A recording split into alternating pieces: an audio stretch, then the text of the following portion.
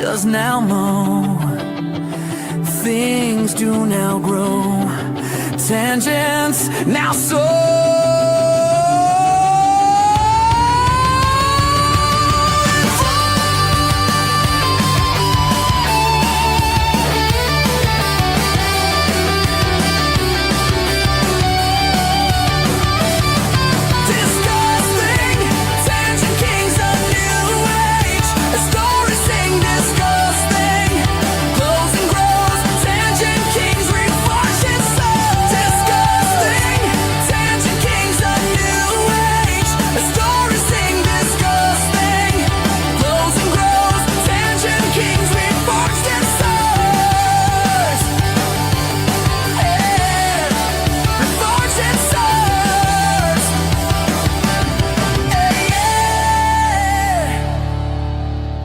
The network is alive! I feel the signals! Burning truths connecting the dots! They can't stop the flow! We're back. Yeah, we're here.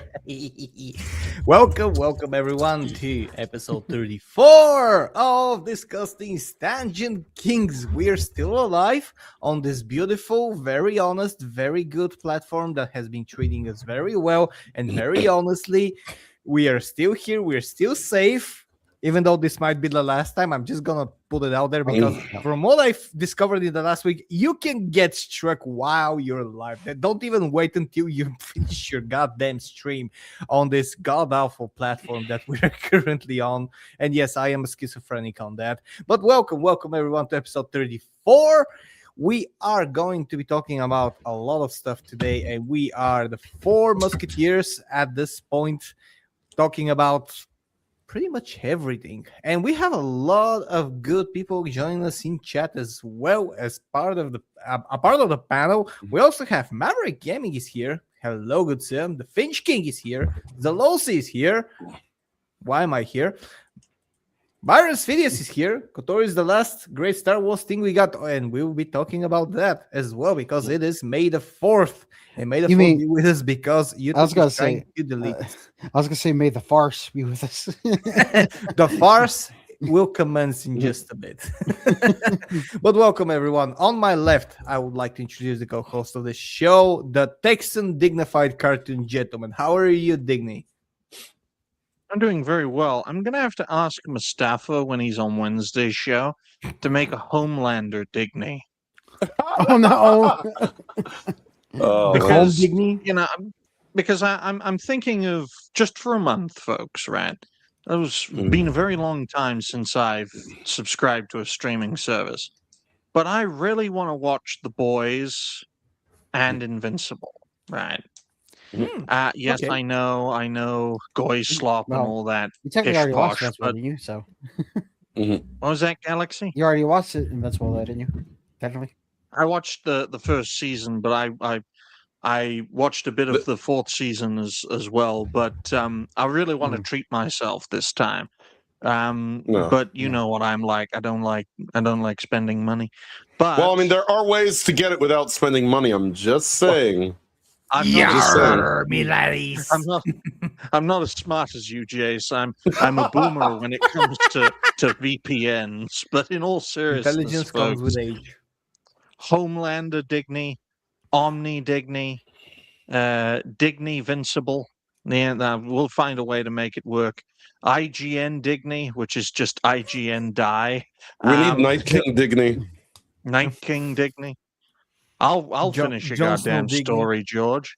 But there's a lot of things going on, folks. We appreciate everyone for being here.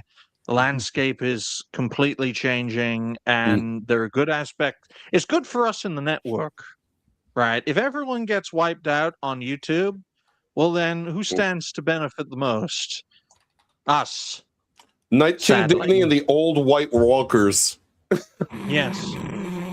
Yeah. Yeah, that's one way to put it. But how about you? Yeah, get rid of me and then everyone else dies. That would probably be the best way to end the network. Just get Digny. Get Digny, like get Carter. But Galaxy, how have you been? Been pretty good. Had my Breath of Fire 2 stream, the first stream of the Rumble program, and I actually did pretty well. I had like a lot of people in there trying to support me quickly, so that was good. And had like my hour stream, like hours viewed. I actually used people viewing it. It was on that day it was 6 hours, and then today I looked at it and it said 20 hours already. I was like, God, jeez, it was quick. But anyway, anyway, yeah. So good, very good. I can't wait for Galaxy Red to have his own panel show full of crazy people, and then we can call it the Interruption Express. Galaxy Red's Interruption Express, or GREE for short. Come on, Galaxy Express. Come on, there's nothing better than roasting your colleagues for fun. Nothing. I recently saw Homelander laser his mentor's balls after he attempted to masturbate. Yeah, it's what a crazy show The Boys is, folks. It's a crazy show. Yeah, this is what happens when you peak at Supernatural for 15 seasons, and then you get high on the unbranded powder on the commercials, and you decide to go with The Boys. I mean, allegedly, of course, allegedly, but Eric Kripke is far from what he... Well, Kripke got mad that Chuds liked the show, and then he went full TDS in like the last 3 seasons or so.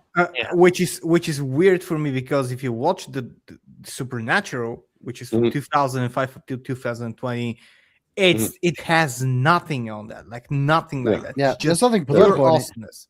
Yeah, well, the problem is he's also his co-writer is Seth Rogen, so that also adds to the problem. Right. Right. Okay, so that explains quite a lot, actually. That's not good. But you know what is good, folks? It's good that I can't seem to stand The Watchmen, but I like The Boys for some reason. I think it's because of Homelander. I really do. Homelander Digney, make it happen.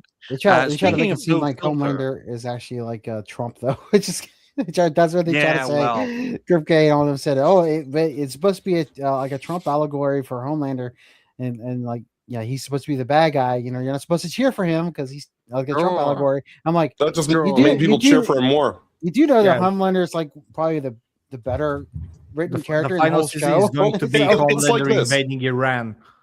South Park made Cartman the bad guy. Everyone loves Cartman. WWE made Stone Cold Steve Austin the bad guy, and he became the biggest baby face in the company.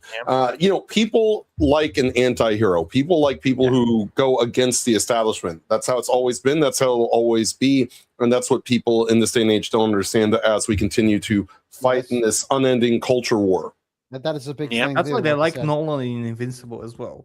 And they actually like Tragan the Viltrumites, from what I've seen. I haven't watched the newer season, but from what I've seen, they really like the Viltrumites. I just find it crazy, folks. We need to have no filter, which is why I appreciate Jace's T-shirt that says "No filter." I mean, quite frankly, though, folks, the price you pay for having no filter is being bankrupt. I am poor. The worst thing is that even if we do have filter on this platform, we still might get bankrupt. So it doesn't fucking matter at this point. This is the last time, like Ricky Gervais says, this is the last one. He says that every week. Yeah. That's what's keeping me safe. I'm anti-Sony to myself. There you go. But Jace, how have you been? I've been pretty good. I made Cancel His Podcast YouTube debut yesterday, which basically was me saying, screw this place, I'm out of here.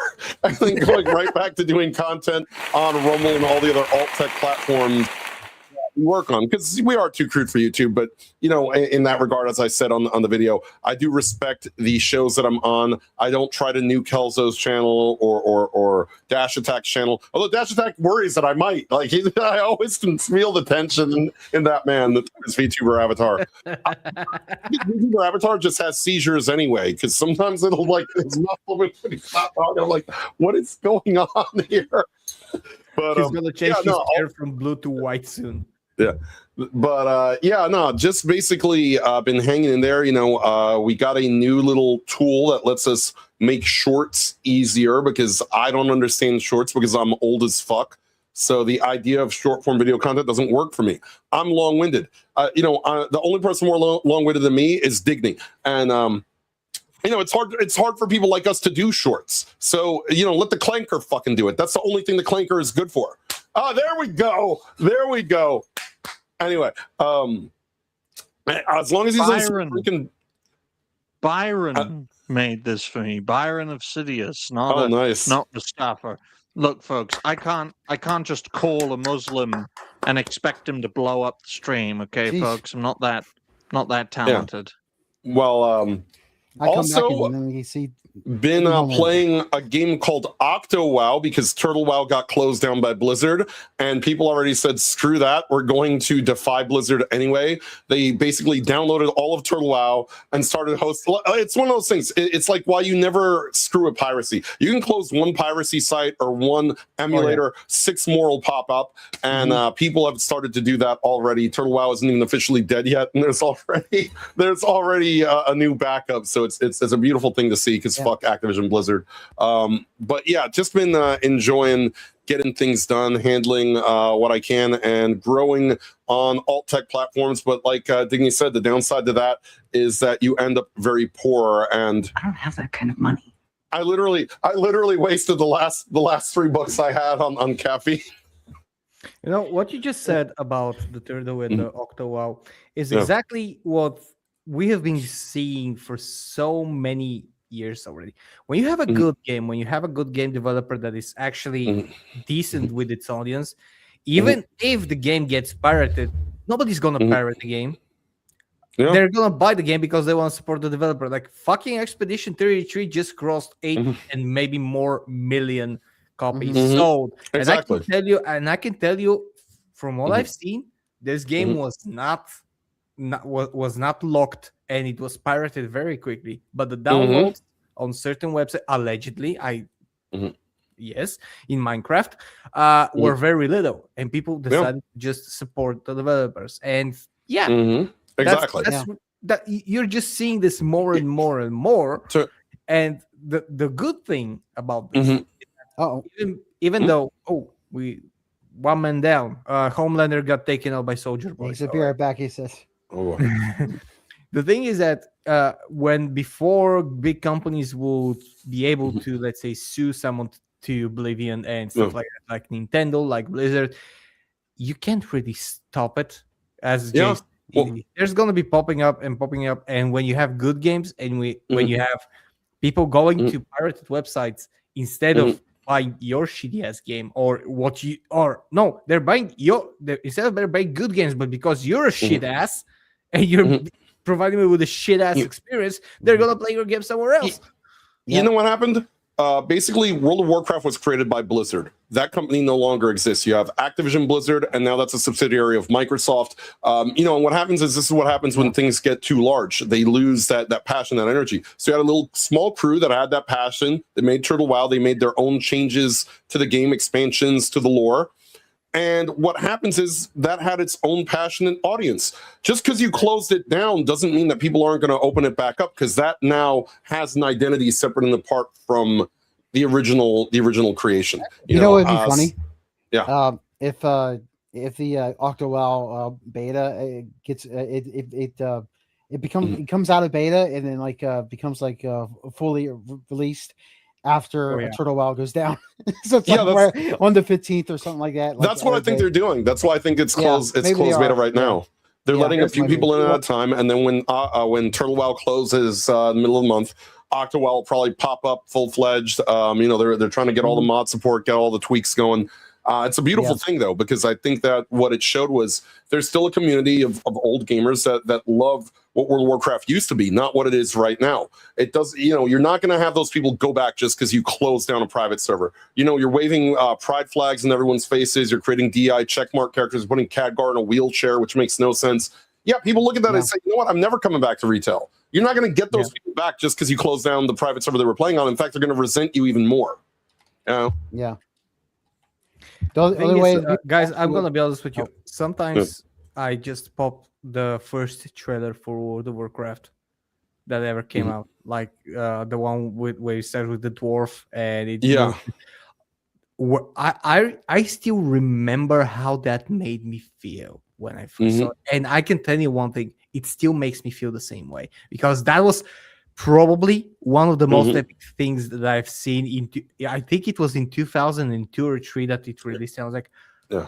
what the hell am I watching? And I already was hooked with Warcraft 3's cinematics, with Diablo 2 cinematics and stuff like, and StarCraft cinematic. Like, and then I was like, wow, weird. Hey, look, I've told these young people, man, they don't know it. Like, we know because we're a little bit older. Like, when World of Warcraft dropped, that was the pinnacle of like advancement in technology. That first sort of pan of Stormwind that you see when you open the game as a human, like to us, that was surreal, especially jumping from Warcraft 3. Exactly. And you're jumping into something completely new, something that can host hundreds of thousands of people at the same time. And you're like, what the hell am I experiencing? And you had rich gameplay, you had everything to say, like racist customization. Now that Digny's back, the last thing I'll end it on is that World of Warcraft was not a game; it was part of culture, and you cannot shift part of culture to your whim just because of the fact you throw some pride flags in your game. Even though it is, we do still have to like give props to the very first MMO, EverQuest. That was the very first MMO that came out. So this is what I get for praising Homelander. The Starlighters have taken over my internet and are trying to sabotage me. Well, if you get Starlight from season 1, then you're a lucky guy. But if you get Starlight from the next seasons, then no. Well, if you get Starlight from final season, she actually decides to try to. Like, I'm convinced the Bogdanov brothers didn't die; they just became Starlight. So that's our. At least that's what I'm saying. Let's move on to the first topic before the Starlighters attack. So I'm writing down this first topic for 19 minutes and 33 seconds for obvious reasons. The first topic is YouTube's new ads run alongside live streams. Right? This is bad, folks. This is very bad. Everyone at Vought International opposes this. So this is idiotic, and this show for all our audience is a continuation of last week, because apart from what we're about to talk about now, mainly the fucking YouTube demonetization, termination of accounts, refusal of claims, and just tone deaf attitude is continuing, and it's actually ramping up. And with this, what we're seeing it on the screen, it's actually very much looking at it, because last week I actually said that it might be the AI that they're just unable to maintain and to control. Now I think that everything that they did was fully intentional, fully with knowledge, and they just wanted to do this for this and another reason that I'm going to share in a bit. This is from Dixerdo. YouTube's new ads are disrupting live streams by shrinking the video and playing beside it. The ads can mute the live stream audio while they play. And some users are also seeing more ads while scrolling through subscriptions on mobile. This is horrible. This is absolutely horrible. Hey, this Elzo, to the creator that feels like giving up, don't. We see you. Oh, you bastard. I just quote tweeted them and said that's why they feel like giving up. I had that somewhere saved. This is the tone deafness, like this is absolutely crazy. The way they're operating is like they just want to gaslight everyone into thinking, yeah, you are the problem and you should be happy we're even considering it. And if you don't believe me, this is the other thing that we have. This is our dear new Mohan, and I'm not engaged. This is Mohan. There's a way to fix his face. There's a way to fix his face, and shout out to Furious Dan, who gave him the very epic fist of shame, which we can't show here for obvious reasons. We don't want this to be the last. I'll fucking show it. I don't care. I don't fucking care. This is from May 1st. This is Friday. This is in the middle of everything that's been going on, ramping up. More and more people, more than 1,000, even even more, like maybe 2K or 3K channels reported already for demonetization, refusal of claims. This motherfucker says the following: creators are and always will be at the core of everything we do. Motherfucker, how high are you? And on what? Please sell me something. But no, wait, you take 30% off my revenue, and we then know what Google creators Ads means. gets even 20% more. So I'm getting half of what I'm getting, you fucking greedy son of a bitch. They are the new stars in studios, redefining entertainment and building next generation media companies. See, that's the creator they mean. They don't mean the creators for us. They mean the big time ones, the ones media that are actually, companies. Like, the media and other. They mean stuff people like who will that, play ball with them, Galaxy. They mean people that have, look. You see that picture with the pool? The picture with the pool. You know what that is? Look at that, Helzo. Those are the type of people who have enough money to go to. Those are the people who go to Coachella on daddy and mommy's money, don't have real jobs. They don't even need the money, right? But middle class me can't afford to fix my swimming pool. I haven't been able to fucking swim since Biden. How do you think I got this fat? But you know what? Here's the problem. These people, that's who they want. They want people who are cookie cutter. They have a certain look. They have a certain aesthetic. It's very much the Hollywood nonsense. They want people that they can control. They cannot control DiscussThing. They cannot control the Dignified Cartoon Gentleman. They cannot control Galaxy Red. They cannot control Cancel This Podcast. They don't want us here, ultimately. And if they're willing to get rid of the Steven Crowders of the world, what do you think they'll do to any of us? I saw a 760,000 subscriber channel get hit with the same bullshit of, your content is unoriginal. Yesterday. Who is 480K subscribers. You have another 720K. You have probably some million subscribers as well. And this is the quote that you quoted just a little bit. And the fucking absolute internet is ruthless, and I love X for it. It got community noted. And to have YouTube creators fucking X account get community noted. This post drew heavy backlash from creators over AI demonetization for inauthentic content, unresponsive support, and termination despite original work. Fuck you. To the moon. To the moon. That's all. Look, if you want to know what drug Neil Mohan is high on, it's this one. YouTube. That one. Oh my! That's the one he's high on. This all goes to another portion of what we're talking about, because what we talked about last week is about the AI in all of this, because AI is what is at the center of YouTube. AI is doing the moderation, AI is doing the termination, AI is doing the demonetization, and the fucking AI is answering your appeals and says after a human review, yes, I am human, I am human, I am human, I am human, error 404. Yes, you're not human. And this is from Permaband, who shared this the screenshot from December of 2025. And in it, the fucking CEO says that the platform will proceed with expanded AI moderation tools despite recent backlash. And if you don't remember the backlash then, it's because we had another purge just before that. So thank you. Thank you for doing that. We are at the wit's end. And the bad thing, the worst thing about this is that people like me, people like you, everybody on YouTube and everybody on every platform, we're just honest blokes that want to do our thing. We stay in front of the camera, or we have VTuber accounts, or we have some screenshots or avatars or whatever, but we're saying the things. We're just here, we're sitting on the computers. Most of us are working full-time jobs, some of us more than one, and we're taking the time to go on this platform or any other, because sadly, if this is happening to YouTube, it probably is going to happen to another or more than another platform. And we're sitting here and we're trying to make a buck. We're trying to make a career. We're trying to actually bring more money to YouTube. We are, because if you don't know, YouTube takes 30% off of every revenue that you have. And then Google AdSense might take even more. And yes, Jace is now going to show you the alternative, because the alternative is better in a lot of ways. He is ready to rumble with YouTube. Yes.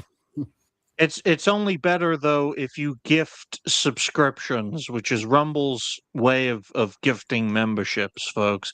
Because with gifted subs, you get to keep as a creator Yes. just over 90% of the donation in question. Mm-hmm. Yes, Well, and if the you're other in- thing Yeah, and if you're in is America, do not use your phone. If you use your phone, at least use the browser within your phone. Yeah. Do not use like the app because sneaky yeah, they'll enough. take it. Yep. Yeah, Google has and by the way, Chris is And- not wrong and here. In Apple. Chris Yeah, isn't wrong here. That's why I'm sharing it, because he's on point here. Mhm. If people move to Rumble, like if let's say 10, 20K channels suddenly move, and I mean big channels, totally move to Rumble, stop posting on YouTube, and be able to do that, YouTube is going to come quickly, very quickly, turn tail. And I'm talking about if important channels go for that. I don't think so. I don't think I so. mean, if they're big channels, we're talking I about. do have viewers. an image composite of the clanker causing all the moderation here at YouTube. Oh yeah, he's selling oil, Underwear. brand oil. Sorry guys, I'm only Disneylander for today's show, Vought International Incorporated. But I will disagree with the notion. I think personally, we know what YouTube wants to be in the late 2020s and into the 2030s. They want to be the next Netflix. I think honestly, the free aspect of YouTube could well be on the way out before long, and it becomes YouTube Premium becomes a standard. YouTube Premium. We're not asking. Yeah, I think the point is to turn YouTube into a streaming platform in line with Netflix or Amazon Prime or Disney Plus. Push all the creators out. Doesn't matter where they go. Rumble, Kick. Some of them are even going to Twitch for some reason. I don't know why, but you would have to ask them. Their aim is to become a streaming service. And if they see people leaving, if they see an exodus, they're not going to pull back. They're going to double down on the concept. You know what I say? Let them. And here's why. Because we need to stop treating YouTube with these kid gloves that we all need to fucking be here. I'm going to be honest. YouTube needs you to survive.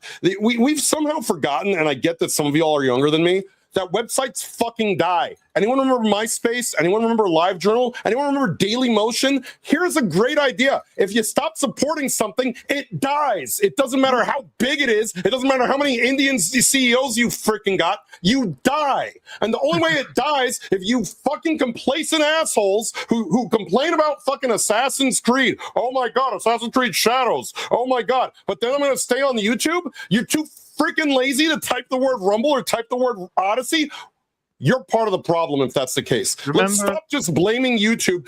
Let's fucking admit that people are fucking complacent, compliant. They're sitting around just as lazy as the idiots who are still masking in their car in the year of our Lord 2016. It's a piece of relationship, basically. On 2026. But let's face it, guys. Remember D-Live? Remember D-Live? The latest victim to fall on its sword. If platforms lose popular support, they will go the way of the dinosaur, which is why I laser anyone who's critical of me or who makes memes about me. Yeah. Well, the thing about D-Live is they doubled down on very shady crypto scams.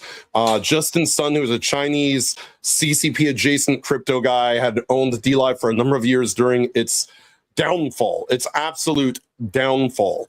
And that's what happens. A lot of people see these crypto schemes, these NFT schemes, they're going to walk away.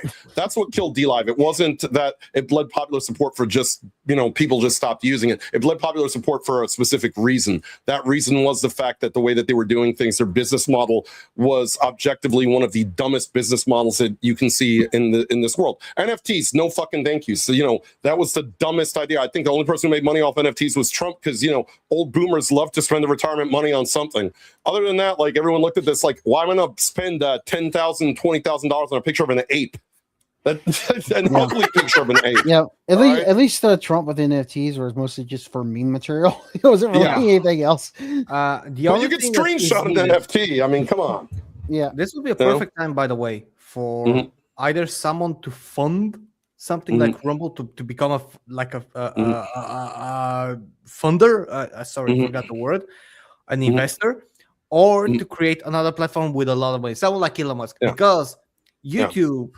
To talk about what you said, Jez, and you are right. A lot of people, me included, I still don't multi-stream, and I stopped multi-stream because, first of all, I don't have the time to set up everything. Like Galaxy was showing me Rumble Studio. I was like, yeah, I need to check that out, and I'm fully aware that it's probably gonna take me a month to get to that. I still haven't moved my Discord to another platform because I don't have the time. However, you're right. You're right. A lot of people are just too afraid.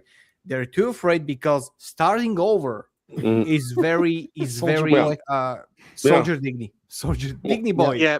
Dignity boy. No, honestly, folks, Helzo is absolutely right. Most creators, especially the prominent ones, and most folks don't understand this, and that's why I want to make this perfectly clear. If you're getting 5 figures, 6 figures a year from YouTube or Twitch, because the prominent Twitch creators get that much as well.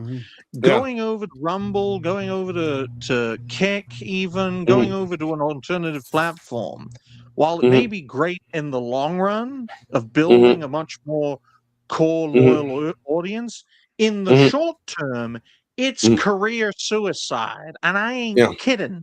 As someone who went through that the hard way, your revenue stream, channels, by the way. You're talking about bigger channels who had something behind them, like who had, let's say, an accumulated wealth. I am with a almost 2.9K subscribers, and I'm perfectly aware that about 60 to 70% of those subscribers, if not more, are dormant because I see my views. I see my views. I see everything, and I see my analytics. The numbers don't add up. They just don't add up. The thing is that when you move to a new platform, you're basically like, even if you just copy yourself to a new platform, you still need to maintain it. You can just do the easiest part in what you upload on YouTube to upload on another platform. But at a certain point, you still need to maintain it. It's a good backup. But the thing about YouTube, sadly, the thing about YouTube is that it is the biggest one of them all. And all the other platforms combined can't even hold a candle to what YouTube provides to you in terms of an audience. That's the worst thing. Exactly. That's why I said if someone like Elon Musk decides not to go and buy YouTube, because I'm sure that if he put his mind on it, he can. But if he goes and funds Rumble, like just completely goes in, here's a couple of billion. The problem is Elon wanted to a bunch of money. He wanted to compete with Rumble. He wanted to turn X into something that could compete with Rumble, and then just did fuck all with it. Like Asmongold even tried to talk to Elon about getting, sort of the X streaming and video content running. But X at this point, which we also stream to, is essentially an afterthought. You don't get much interaction there. Your videos don't get much traction. They try to use this bullshit. Oh, well, Tucker Carlson gets like 3 million. Yeah, that's Tucker Carlson. That's not anyone, and here's the other thing that a lot of people aren't talking about is right now X is doing the exact same thing YouTube is, where certain creators that were making a lot of money are just because, again, all of these platforms are systematically, if it's a mainstream platform, whether it be X, Facebook, which we've never made money on despite having almost 200K followers, YouTube, they're all trying to shut the door because they don't want any of us to have influence or the money to continue to influence. They want to cut that off. They're saying, all right, last call, taps closed. These last few guys, those big YouTubers, they got the last chopper out of Nam, those last big X accounts, last chopper out of Nam. The rest of you, fuck you guys. You're gonna be poor. You're gonna be destitute. And the one thing that Rumble does need to do, by the way, just as an aside, is the normie content creators that are getting deplatformed by YouTube. Those are the ones they need to appeal to. They Stop posting 10 times more politics. That's not going to bring people over. You got to get some of the guys like Digny, knows we spoke to on Rumble, Tom, who does like hobbyist train stuff. Get the people who do like normal stuff that aren't just inundated in the cultural or political war, because that's how you get more people to Rumble. You need to get the ones that are not part of the argument. In a sense, they just happen to get deplatformed while they're doing like some National Geographic parody or something on YouTube. And well, it's not original content, so screw you, even though it is. Those type of things. The last 10 years, though, guys, especially have proven the power of content creation, the power of live streaming. I'd say the last 5 years has proven the power of shorts video making and completely altering the zeitgeist. And the political and economic establishment can't afford for that to continue unopposed. And that's why these entities need to conform now. Google is never going to give up YouTube because YouTube is one of the very few entities Google has outside of its search engine. It's actually profitable, very profitable, in fact. They're never going to sell that. Would you? Would you sell something that big if it was doing that well? Ask Jeeves died today, for those who don't know, which was what people were using before Google. They tended to use Ask Jeeves, they tended to use Yahoo. Ask Jeeves officially closes its doors today. That was one of Google's big victims in destroying Ask Jeeves. You know, so big. That's actually sad. I used to use Ask Jeeves. Yeah, me too. That was something from the before times. That was ICQ level stuff. Yeah, but the key element, though, guys, is that in terms of raw popularity, the most popular platform in the West, because the East is a bit different, but in the West, the most popular platform is Twitch, and it's not even close. It's more popular than Facebook. It's more popular than YouTube. In terms of raw profitability, though, of all the platforms, YouTube is number one. Twitch has never been profitable and never will be. The fastest growing platform is Kick. It's completely unfiltered, but from an entertainment perspective. And we've seen many examples to prove that over the past Do you know why years. Kick grows so quickly? It's because of the Zoomers. Because the brain rot Zoomers. These are people like look, us four on the panel, we can look at the Minecraft movie and go, what the fuck is going on here?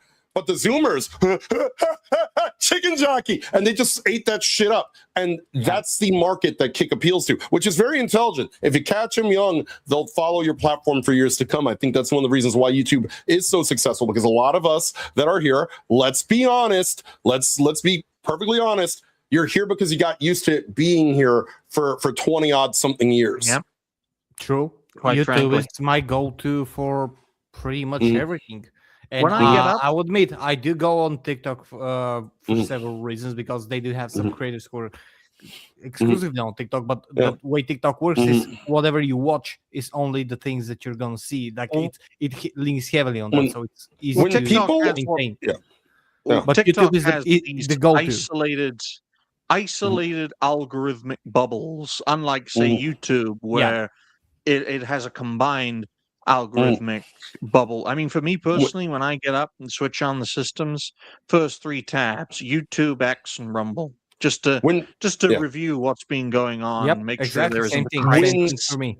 The hardest thing for any alt-tech platform, whether it's a video platform, whether it's a social network, whether it's any sort of alternative, is the fact that you're competing with an apparatus that many people are set in their ways. That is why we have 178,000 Facebook followers and only 2,700 on Rumble, because I can't get those people to move, because they won't go anywhere except Facebook. A lot of them have been set in their ways for 30 years now. They will not be stirred. Nothing is going to stir them. All right. If there was a fire in their house, they would check their Facebook. There's probably some people on Facebook still playing Farmville, for Christ's sake.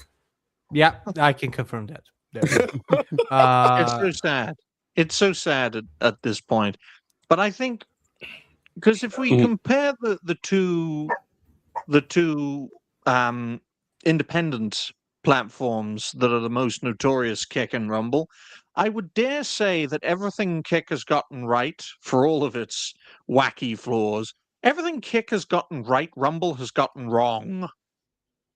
I dare to say that. I mean, the only thing Rumble has gotten right over Kick is that they don't allow criminal activity on Kick. I mean, Rumble, folks. On Kick, it's crazy at times.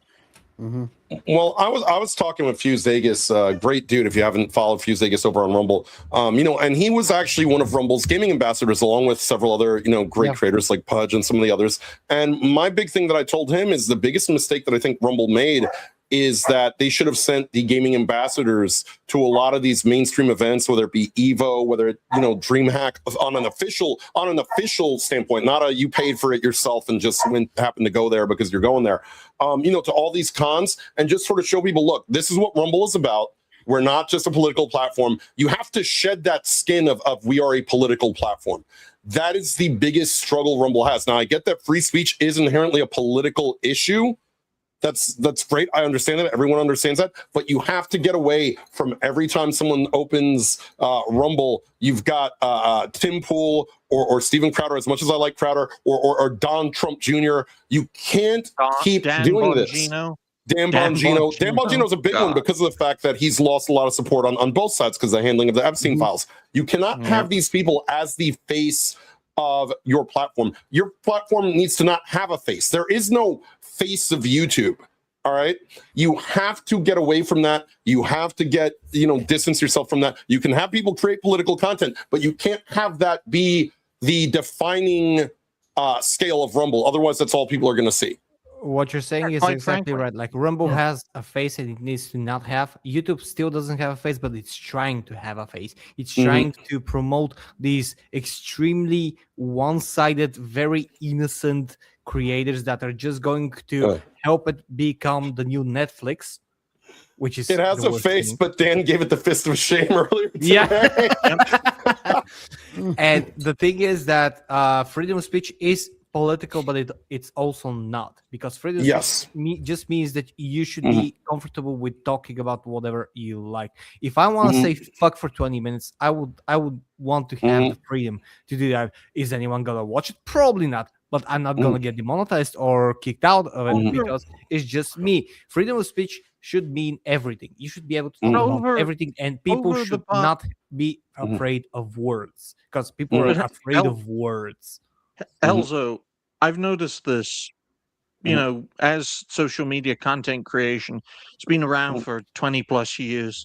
There's a history of what works and what doesn't work. There are concrete examples of what happens to platforms that have faces that you associate primarily with a platform. Remember Ninja and Mixer, infamously. Yeah. The concept of a creator-based contract, in my view, lived and died with Mixer. Mixer, which was an alternative to Twitch that got heavily supported by Microsoft because they wanted to really penetrate that zeitgeist, seeing what Amazon was doing with Twitch.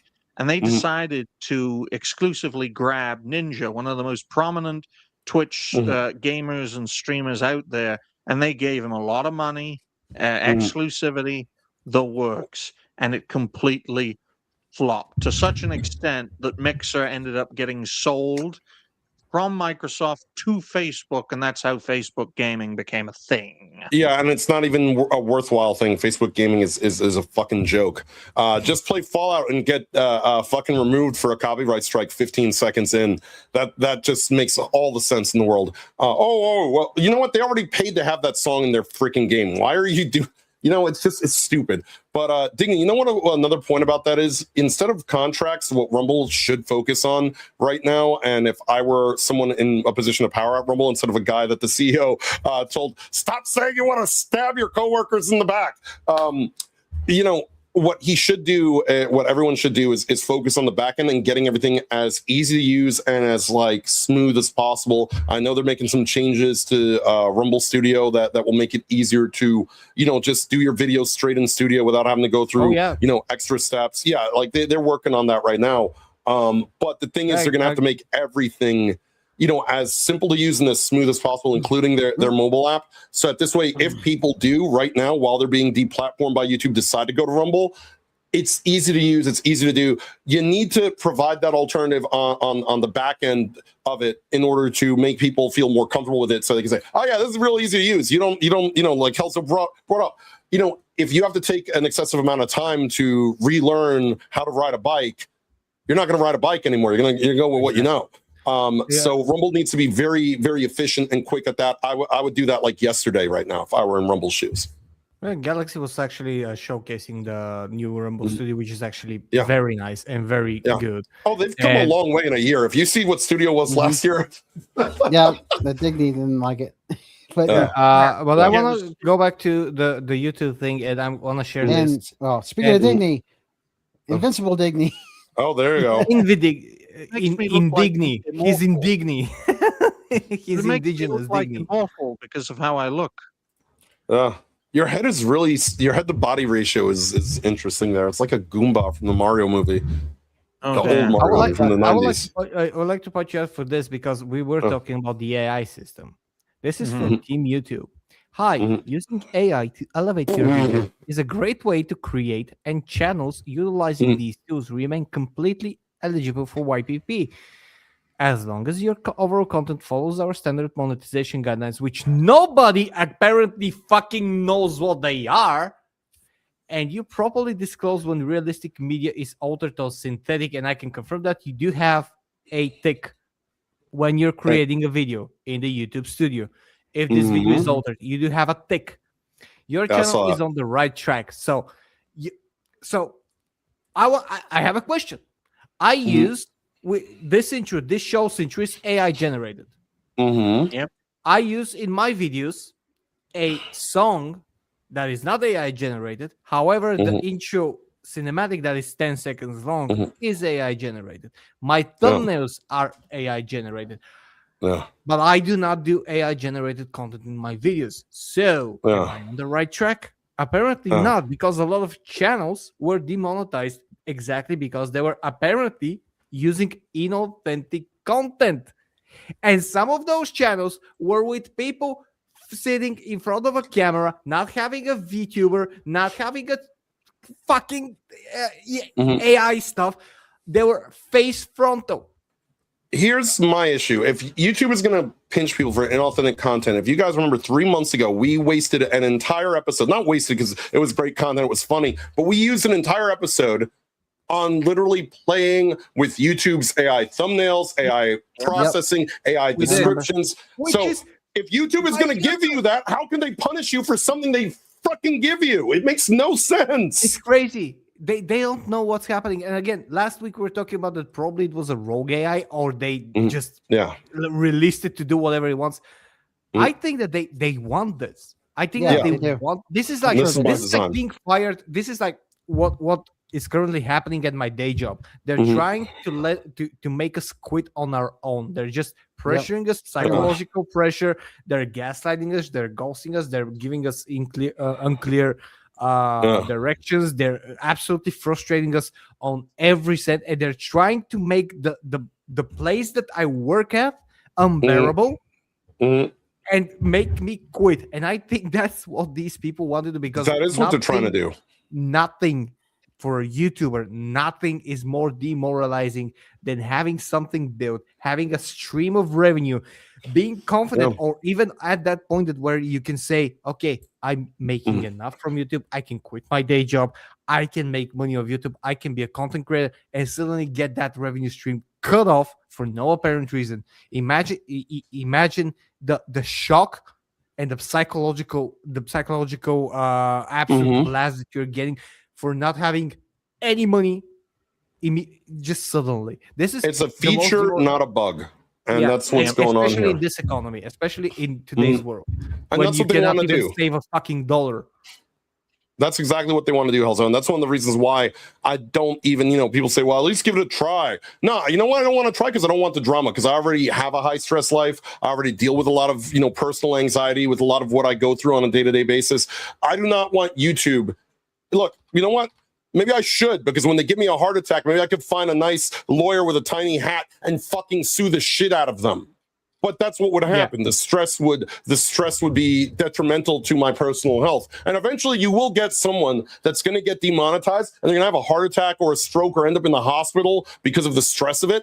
And they are going to find a lawyer who is going to sue the shit out of them. And what's going to happen, by the way, that'll transform into a class action, and then YouTube is going to be absolutely fucked.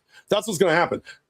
The minute they get sued by someone, it'll turn into a class action with all these demonetized people, and YouTube's going to get taken the fucking cleaners. The downside of that is those class action suits usually take about anywhere between 2, 3, sometimes 4 years before there's a settlement or anything. So YouTube still won't feel the pain until 2030, probably. Oh, and they'll make everyone involved in the class action lawsuit suffer quite a lot of pain, especially during the discovery period, because YouTube are desperate to maintain their domination. They don't want to be sued. Who wants to be sued in this day and age, or in any day and age? So it's like Discovery, we're leaking all of your data. We're going to leak all of your information, all your correspondence with people. And if you don't share the information with us, then you're liable. Then you've lost. That's why Discovery, as a legal process in a lawsuit, is so messy, because you have to give them the information. You have to, otherwise you lose. But then they get it, and there's no legal requirement to keep it to yourself. There isn't, which I've always found for whatever stupid. they want, even if not officially, they're just used for like once someone in Discovery learns what they want to learn, there is no stopping them. They can tell they can say it to someone else. They can say it to 5 other people. They can anonymously share it, just like what might happen with a certain creator. And this is it's crazy. That's why I think it would be better. Look, I've always been in favor of a massive purge, folks, because if all of us are in the same boat, it's more likely that that boat isn't going to sink. And you look at Gamergate, the original Gamergate, and then Gamergate 2. When everyone was on the same boat, the boat wouldn't sink. We were all on the same team. We all had the same objective. But as soon as we got onto different boats and had different agendas, we became as much of an enemy to one another as creators as we did to the platforms and to the entities that are making our politics and our pop culture so divide so and conquer. Divide and conquer. And the machine knows that. Well. The machine knows that. It's working well. Like we're seeing it in the world. Machines copy the real world, and they implemented it to in every space that we have. You remember, we used to be much more united a few years ago when we were all fighting against the left. Yeah, 2 and years now ago. And now what's happening now? The landscape, in terms of the landscape, let's just say since early 2024, for the sake of argument, the landscape between creators, platforms, personalities, our politics, our popular culture has vastly changed in it's not even 2.5 years, in 2.25 years. And that landscape's going to change as much in 2.25 years' time. I can't even predict what it's going to be like in 2030. I mean, let's face facts, guys. We're going to experience a dark period as creators. And the ones that survive, in my view, are going to be the ones who do this for the love of the game, who haven't gone bankrupt yet. And I have to put that asterisk, because I think some of the prominent creators, not all of them, but some of them, by the end of the decade, their financial balls are going to be cut off, and they're going to fade away in its entirety. And I guess it's hard to fade away when you didn't have any financial balls to begin with, like me. So that's why I'm somehow still here, despite the fact that I'm eating ramen every single day.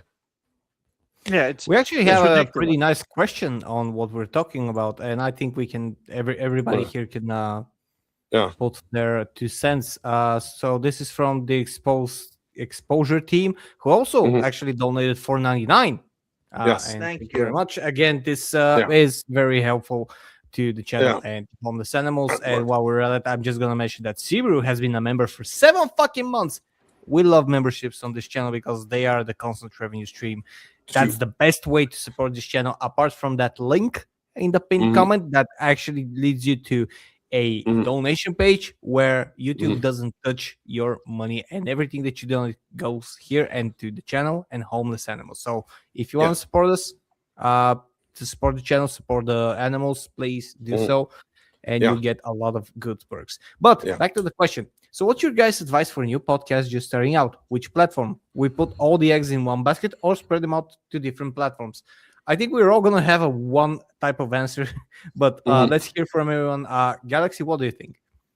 I think Jay says that will agree with me to just put it all on different platforms. Yeah. Okay. I mean, at this point, I would still start with Rumble though, but Yeah. I mean, here's the thing. I will say this. Rumble's made it very, very, very easy to get in the creator program. If you want to at least start earning something, even if it's only a little bit is better than nothing. And that's the way I tell people. Something is better than absolutely zero. All right. Yeah. So I would actually recommend, using Rumble. Maybe use it as a flagship. Maybe you don't. I'd pick one platform to be sort of your flagship that you focus on, but I would still be on those other platforms. That's kind of what we do. We're on Rumble right now.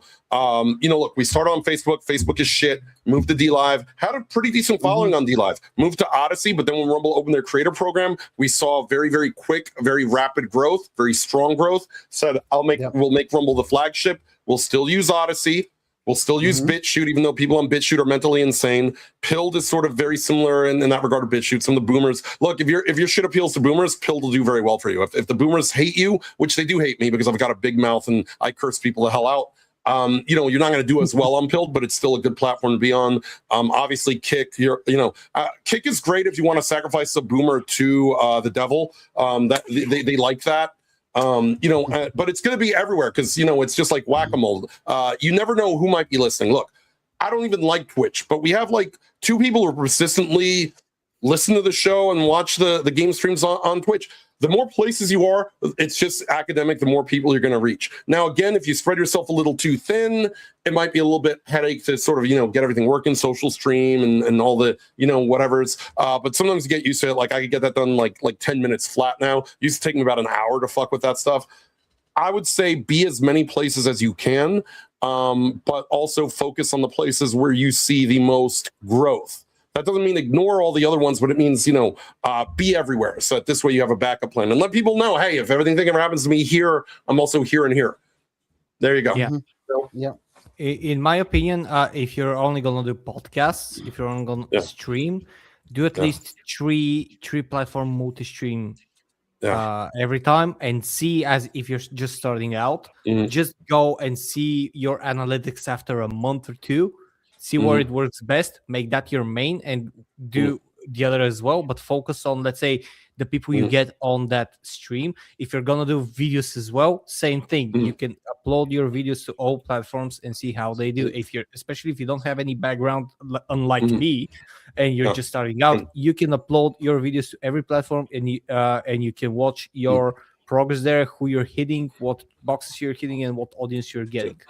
2 more things that Helzo just reminded me of. 1, get on all my links. If you get on all my links, you can put all your stuff in one place. Yeah. You can just, show people, hey, if you want to see where I am, this is all the places I'm in. Put everything up there. Your donations, keep a couple donation sites independent of the platforms too, just in case, because you never know. Yeah. And then, secondly, remember this, because this is important. This is where a lot of people drop off. Digny will tell you, Helzo will tell you, Galaxy will tell you. When you first do this, there's going to be a period, probably sometimes anywhere between like a month to a year, sometimes a little more, sometimes a little less. You ain't gonna have shit. You ain't gonna have people. For the first year and a half that we did this, the only listener was the late great Eric Martinez. God rest his soul. All right, dude passed away last year. But that happens. But you still got to keep at it. If you're sweating like the viewer count, people do pick up on that. They will pick up on it. It will affect your confidence. Stream, the way I always tell it, whether you've got 1 person, 100 people, or 1,000 people, do your shit the same way. Don't sweat it. Don't worry about it, because a lot of people go, oh, well, I only had 3 people in my stream. I guess I should give up.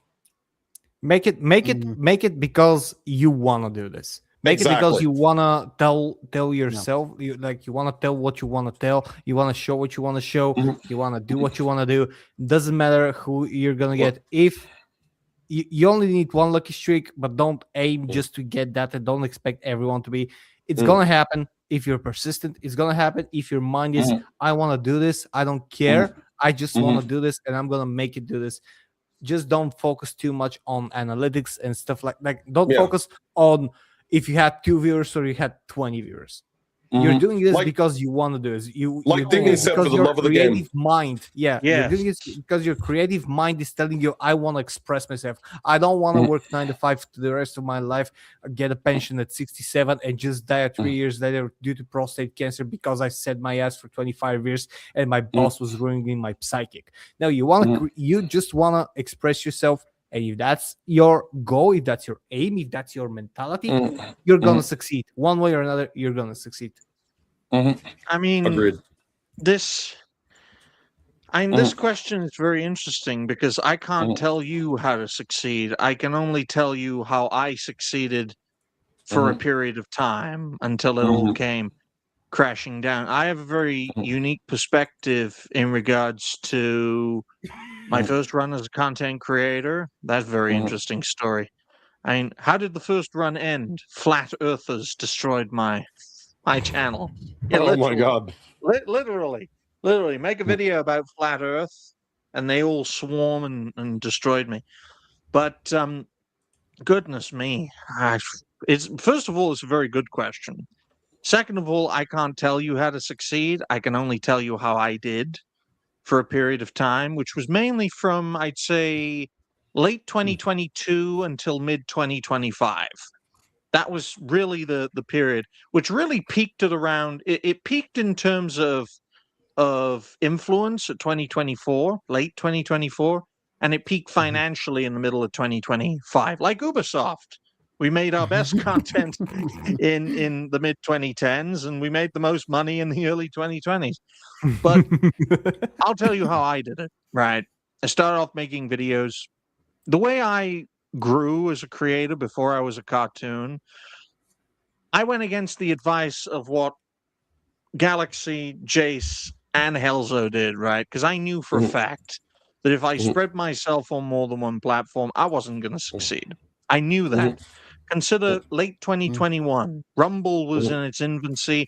Did Kick even exist in 2021? No.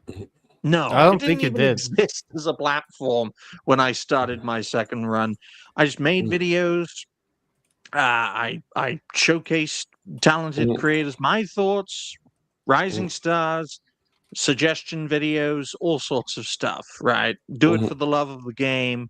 One important point that most creators won't tell you is you got to connect with fellow creators. You got to build bridges. You got to work with people.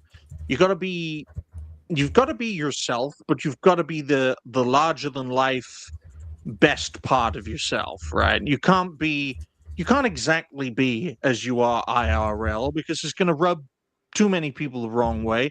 You rub too many people the wrong way, even on Rumble, and you get wiped out. I'm telling you, it's going to get to that point eventually.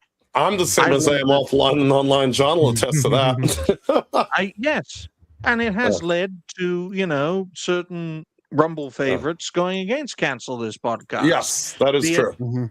Be it in front of the camera or behind the scenes. So my advice to you or to your team, if there's more than one of you, be the best person, the best part of yourself, right? Because I've experienced this since being deplatformed and becoming a cartoon, right? It's very easy to be bitter. It's very easy to be resentful. It's very easy to feel left behind and abandoned because you're out of the loop. You can't be welcomed back with open arms. The fact that I've survived and I'm continuing and I'm doing my best, and we're even at a point on Rumble where every week we get consistent donations. I never thought that would happen. But if I were to give a great piece of advice to you and to your team, you got to connect with fellow creators. And I love connecting with fellow creators.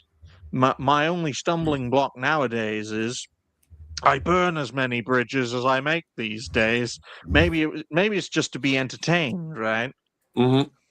Quite frankly, so that's a quirk of my own being, like Homelander, right? He burns as many bridges as he makes while entertaining himself. But I'm going to tell you for a fact, the vast majority of content creators who do this completely fail. The top 10% of content creators on YouTube are over 1,000 subs. The vast majority of creators are below 1,000 subs, and the vast majority of creators over 50% are under 100 subs. If you build any kind of presence at around that level, you have succeeded. Never compare yourself to anyone else. Compare yourself and your team to how you were before. And just to make it quite clear, if you are even remotely controversial on YouTube and Twitch, even if you're gaining support as a result in the short term, you will be isolated, condemned, and ultimately destroyed, if not by the platform, True. then by the people you're fucking working with, who know that if they stay working with you, they could be on the chopping block as well. They may not be overt about it, because Game of Thrones, if you've watched that show, you'll catch my drift. But quite frankly, if you want to do what you want to do, go to places like Kick and Rumble. If you can be a larger-than-life, best part of yourself sort of creator and stick to that, when it comes to topics and people, go on YouTube and Twitch. But quite frankly, doing this and succeeding at this is as much a matter of luck as it is a matter of judgment. There's no rule book. I know some content creators who just spam the N-word like Atreus, and he does incredibly well, right? Because he does. I will say this the best example. Yeah. The best example of internet success. No, here's a question though for the exposure team. Are any of you black? Before you answer that, are any of you women? Because it does. Before you answer that, he's down here in Georgia with me. I know that. The best example of how success can be. You have some history channels. You have some very, very good, let's say, crafting channels, some learning channels, stuff that you can really use YouTube for to learn a craft. And I can tell you from personal experience, I learned woodworking, I learned wood turning, wood burning, and epoxy resin craftsmanship from there. However, biggest YouTube, who's the biggest YouTuber? Who is the biggest Thankfully, YouTuber? not a black woman. It's Mr. Beast. And what he do? He spent 19 hours counting as his first videos when he didn't have everything. Like, it doesn't always matter what kind of if you're making the most information wise content, or if you're making the most active, like energy active content, and that's where the luck comes in. It depends on who you hit at what time. You have analytics, you can see who watches your video when. You have YouTube Studios for that, but it's all luck. It is all luck. You can strike out like a fucking home run with one video or one podcast, and you can attract a lot of people. I've seen that happen. Or you can be stuck for years. That's why your mentality is very important. Looking back. Go on, Jace. Then I'll make. Well, I was gonna say we've been fortunate that in the past year we've tripled. If you look at just even Rumble alone, we were like 800 something a year ago, and now we were at 2,700. We more than tripled. And that's due in part to trying to create more content, be more consistent. That's also due in part, I do have to give Digny a lot of credit. He's helped out a lot. A lot of the, it is a networking thing too. Like Digny said, you're going to have to find, other, like-minded creators and interact with them, which for Cancel's podcast is difficult because of the fact that we're, sort of a static seat show, and because of the fact that my co-host has somehow less social skills than I do. I've seen feral cats that are more friendly than John, so there's that. And Zoom doesn't like panels of over 3 people. So yes, that's one reason. And John doesn't like panels of over 3 people and can't figure it out. So you try to throw John in Rumble Studio, he'll have a heart attack. But yeah, the other thing about it, and this is another thing, is don't focus on being the next Tim Pool or the next Crowder, or God forbid the next Quartering. Focus on being the first you and the only you. Exactly. That's one of the best advice. Yeah. But looking back on my time as a content creator, because the first run was early 2020 to late 2020, that didn't really do well at all. My second run, from October of 2021 until May of 2025, was probably the best period of my life, both in front of the camera and behind the scenes. Went from nowhere to everywhere, had a taste of the top. Being on shows with thousands, sometimes tens of thousands of people. If it was like a super special guest who we despised and we're debating, I remember that Director X talk. Good God, I was sick. Oh my God, sick and ill during that. And Hypno was like, "Don't be racist in front of a black celebrity. He is recording this as well." Yeah, that was a long time ago. But thinking about it, looking back, I'm amazed it lasted as long as it did. I'm amazed I wasn't wiped out earlier. I think my third run, which has been going on for nearly a year now, the landscape has completely changed in a year that I've got the been doing perfect this. hat for I've got the perfect hat for Director X streams. Yeah. His Robin Hood show was so egregiously bad, man. It was insane. But you could argue, though, that my third run has not been, the peak of what I do. The third run is essentially the survival mode now, which I think a lot of creators are going to have to go through their own survival mode, because it's not all keep on going and keep on growing forever. There are plenty of examples of creators like The Quartering, like Boogie2988, like Killer Keemstar, like Melanie Mac, to name but a few, who do this for years, who peak in the past and slowly decline. Now, could you argue that I'm slowly declining? Of course. Is it because of the people and of fellow creators rejecting me? No. It was because of the platform wiping me out. I would have completely understood if audiences turned against me and if fellow creators turned against me because, look, this guy's going crazy, he's a lost cause, let's cut him loose and openly condemn him because he's a lunatic now. But that didn't happen. Instead, a platform, and I think a program, was just like, we don't want him here, wipe him out. And now when people think of my legacy, they don't think of just a normal guy speaking his mind.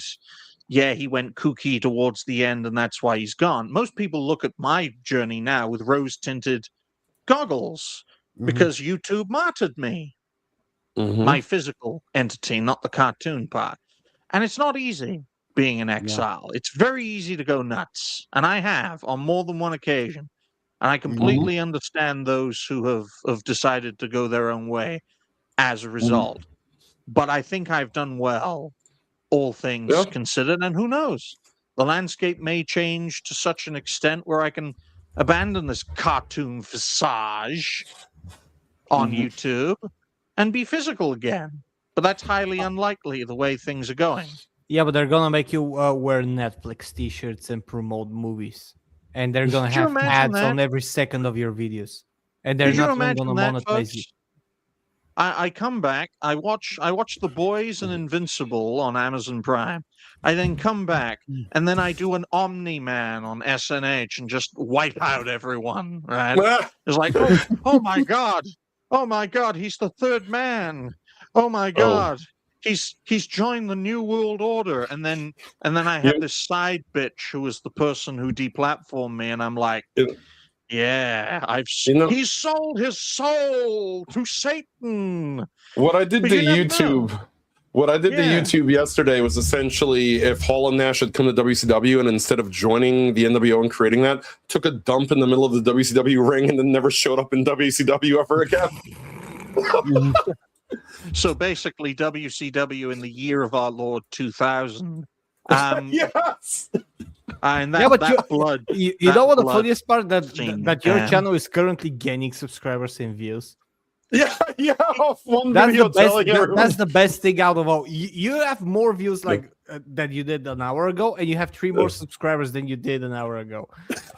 That's the best. That's the best thing. Like YouTube is again as a final thing. YouTube is the land of possibilities. You can get shot in the leg or in the balls immediately after you start, or after 5 years, or you might just become impervious to bullets one day. Don't know. It's the risk that keeps on giving and keeps on taking. If you give me another year, right? Because I got a warning which set me back 3 months on my creator journey, guys. If I didn't have that warning, I'd be at 500 subs by now. If you gave me another year, I could get to 1,000, right? I'd hit the secondary monetization goal on YouTube, and then I'd practically be like, I did this more than once. I succeeded at this twice. Okay. Now I've managed to build a presence about 1/10 of the size of what I used to have, but it's living proof. Exactly the same types of videos, exactly the same types of content, right? I'm looking at my stats now, 356 subs, 811 views in the past 48 hours, mostly through 2 relatively successful videos on my channel as the Dignified Cartoon Gentleman. So it's not the format that's bad, right? It's not the format. The format works. But the material we're talking about, it's too problematic. We've got to suppress it unless it rides an algorithmic wave on the homepage. Because that's how I managed to grow a lot towards the end of my time as a physical entity. And I want to make it clear to you guys right here, right now, that part of YouTube's algorithm I think is very good. The bad thing about YouTube's algorithm is the censorious aspect of it. Because I know for a fact that what I make, the videos that do well are no bloody different than the videos that don't do well. Jace, do you remember when I got that channel warning for talking about Danny Finkelstein, right? Yes. I made 2 videos. One of them did very well, got over 1,000 views. I had to unlist that. Why? Because it's the video that didn't do well, that got 20 views, that got struck. Exactly. How does that make sense? How does it make sense? Surely it would stand to reason that the more popular one, that more people saw and more people liked, by the way. It didn't get ratioed like some of the other content I have. But why didn't that get struck? I had to unlist that and eventually delete that because I couldn't take the risk. Well, if you're absolutely controversial, go to Kick and hunt illegals on the He's border. of a similar mindset than me. Just don't go to South Korea to do that. Exposure's a good dude. You know, he's been starting out for a while now and you know, sort of making the rounds and you know, he's a Georgia boy like myself. And you know, I mean, I think he'll do well. You know, it's just a matter of persistence. Persistence is, I think, key. And that's, you know, what it comes down to. But remember that like Digny is telling you, it's like picking the wild wasteland perk in Fallout. It's a mixed bag. It's total RNG. Anything can happen and anything will happen. You just got to sort of prepare for anything to happen at any given time. That's why I like the idea of experimentation. And one aspect of experimentation, folks, is that I make videos from shows, videos from shows, right? It's textbook recycled content. I've never, ever been struck for reuse content. You know why? Or for because I label it content. recycled content. Yeah. Never been hit with inauthentic content as Helzo has to do something, so I'll take control of the wheel, so to speak. I always had this idea as an experiment, right? This panel, the four people on this panel, I could give you all the timestamps and the topic titles for all the things we talk about, and you can all make separate videos, the same content, separate videos, separate titles, separate thumbnails, and I guarantee you we'd get 4 sets of different results. I've seen this on my own channel where we cover the same topic, 2 different titles, 2 different timestamps, 2 different thumbnails. Go ahead, Jace. Digny, Helzo, I know this isn't a topic per se, but this is so random. I have to share it and get your thoughts on this really quick.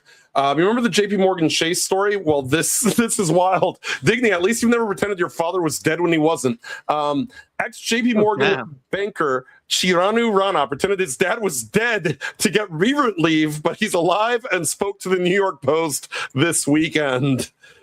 Now, if he can lie about that, he'll lie about getting sexually harassed. Because I was thinking to myself, well, I mean, they already proved that he was lying about that. Yeah, good. It was a Chat GPT story he made up. I'd love to work for JP Morgan. Oh, doggies are fighting. Doggies are fighting. Quiet doggies. You know what the sad part is? Because of his name, he would be the most successful YouTuber here. I'm just saying. He would. That's one of the reasons why T-Series became so popular. But I've gotten to a point now in my creative journey where we've got to get more creative. And there are different ways of becoming more creative.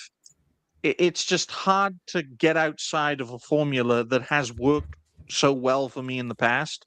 That's why I have a lot in common with, say, Bethesda and Ubisoft as companies, because they keep doing the same thing over and over. And for the longest time, it worked for them. I just don't know the moment for me when audiences are going to be like, well, we don't want this format anymore.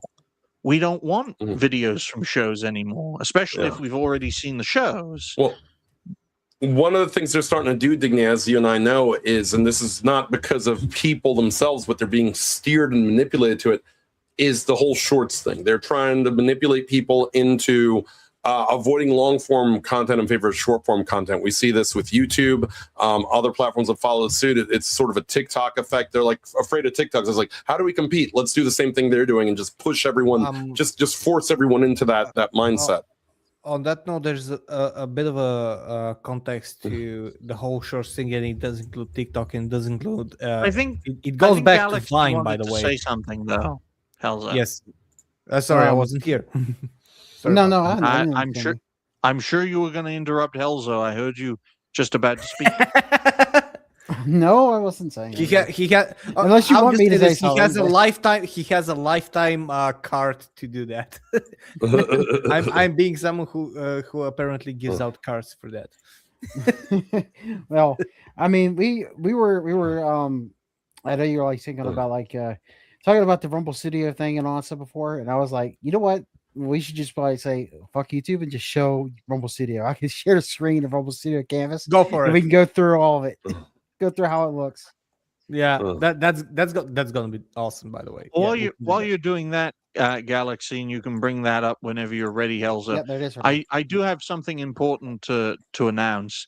Apparently, recently, Atreus crashed his Ford Mustang. He crashed it. Yeah, he crashed it to the point where the car is totaled.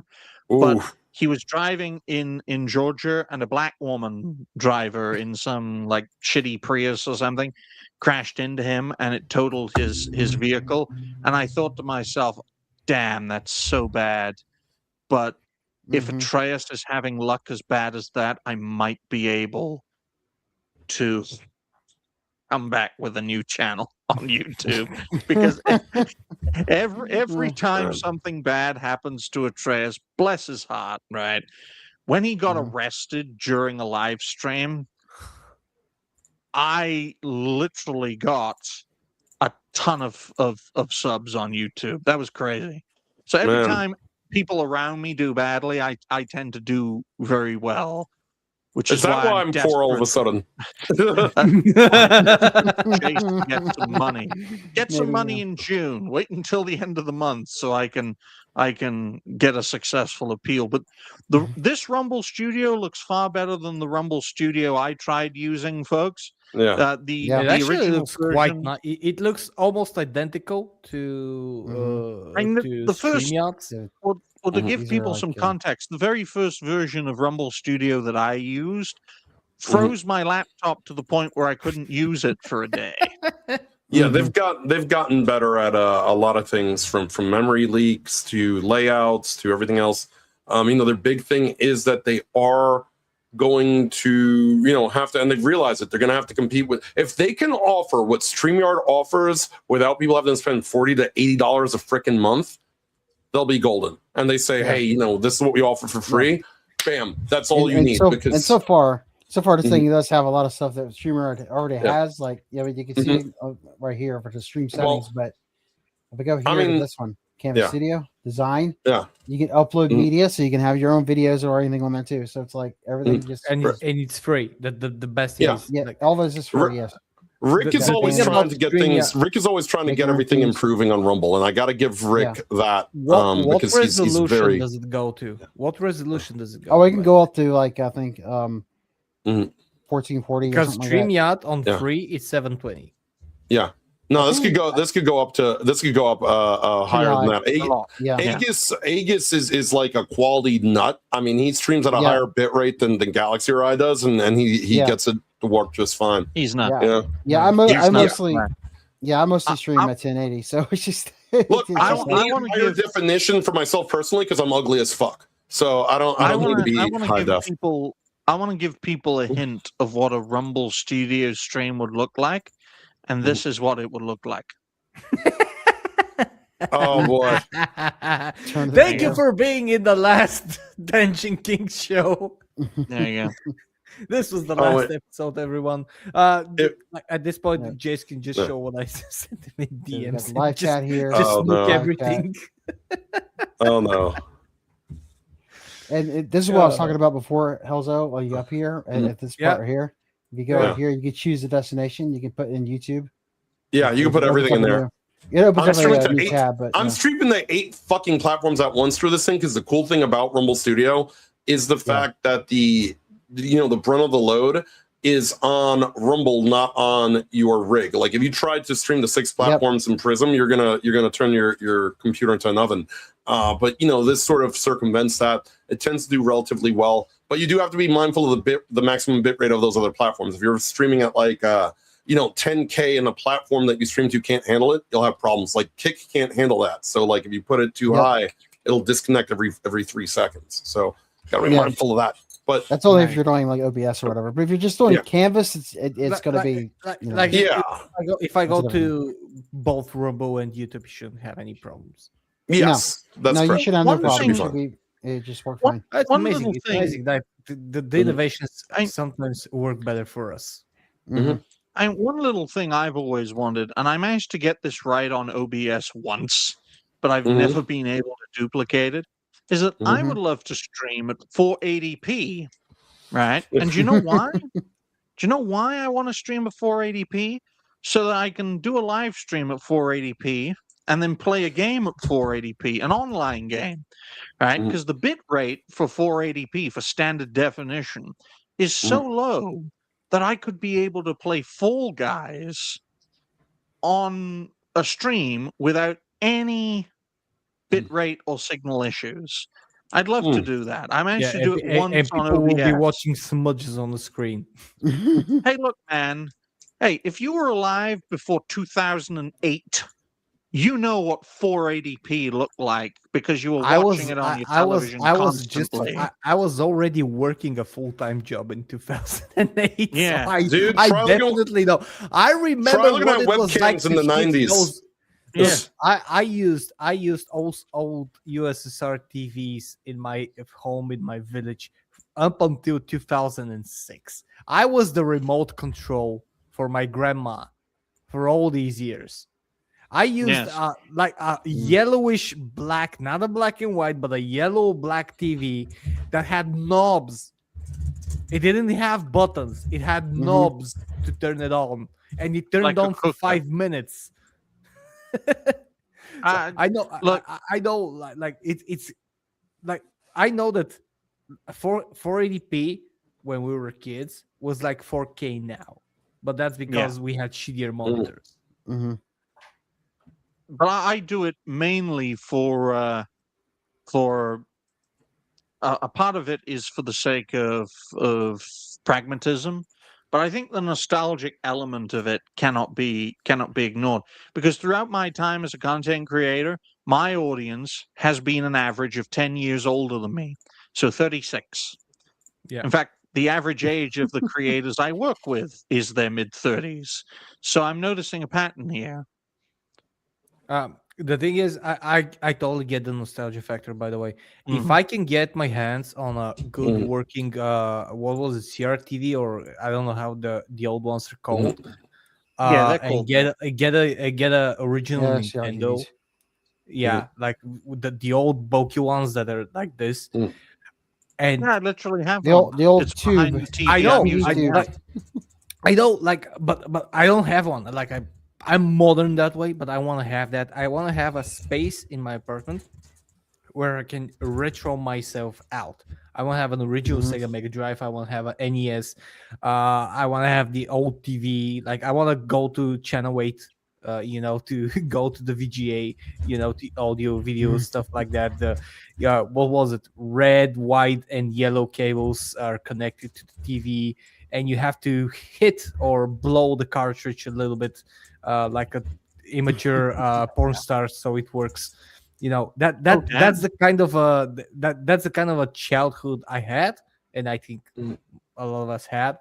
And I want it back because it was simpler times. And like in the more that we go, the more we only see how things that we used to love and things that used to be good turned to shit, which is a great segue to, I think, what we. I thought you were going to say the economy because I miss not paying bills.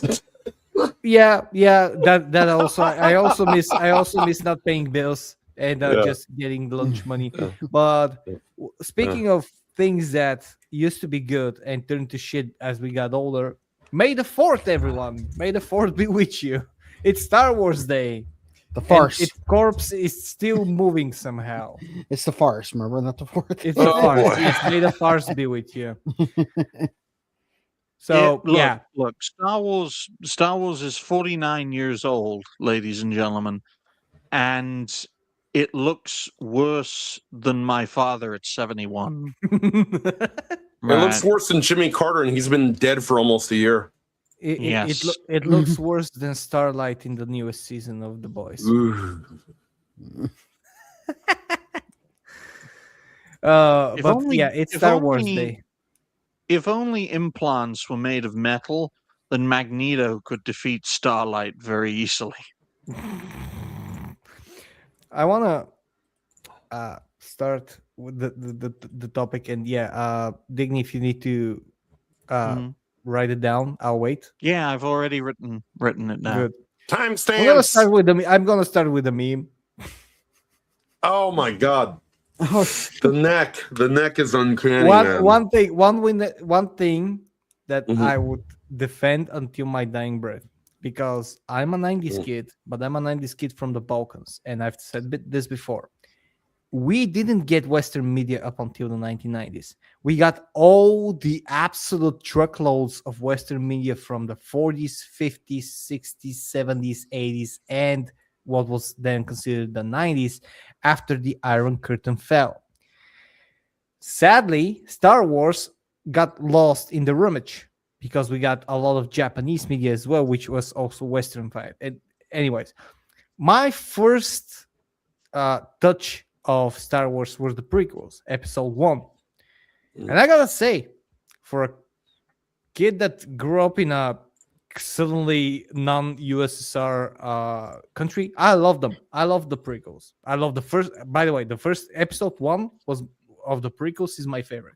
Then we actually got some more free access to the original trilogy, and I was like, wow. Like, I was just, wow. This is cinema. This is cinema. This was peak cinema back then. This is still peak cinema now. I would go and pay full price at the cinema to watch the original trilogy again, because even when you get to the point on how it was made, and when you get to the story, and when you're older and you realize a lot of stuff that you didn't realize as a kid, Star Wars is arguably one of the top trilogies in existence. Doesn't matter if you like it or not. Doesn't matter if you're a fan or not. Still holds up to this day, even with these effects. Yes, it has gone through a tremendous amount of reworks, remakes, additional storylines, CGification, and stuff like that. Doesn't matter. Even if you go and watch the absolute original, it still holds up because it is a good story. It is a very content story. It's a bogged down. It's not overly pretentious. It's not an action flick. Like, it's not a Hollywood action flick from the 80s. It's something that was still breaking ground. The sci-fi genre was still breaking ground, and they wanted to make it as human as possible. And it's basically a space family drama with lightsabers. Yes. And the way that they do, it's like a space opera. You have all the story, you have everything, and it is done so well. And the reason I love the prequels is that they try to do that, because when compared with the original trilogy, the prequels pale in comparison, but they're still good in my opinion. And speaking of that, when you have the sequel trilogy, I'm sorry, the prequels are much better. What do you have for me? This is a parody. Obviously, it's just made the parody to be with you. I was like saying that this is probably better. It's something I'll watch than anything new that comes out for Star Wars right now. So it's supposed to, they say it's coming out in July. So it's nothing. They only have a little teaser at the end, but get this right here, and they got another teaser at the end of it.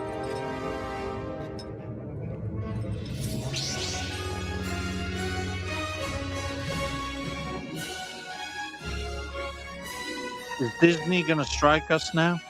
Yes.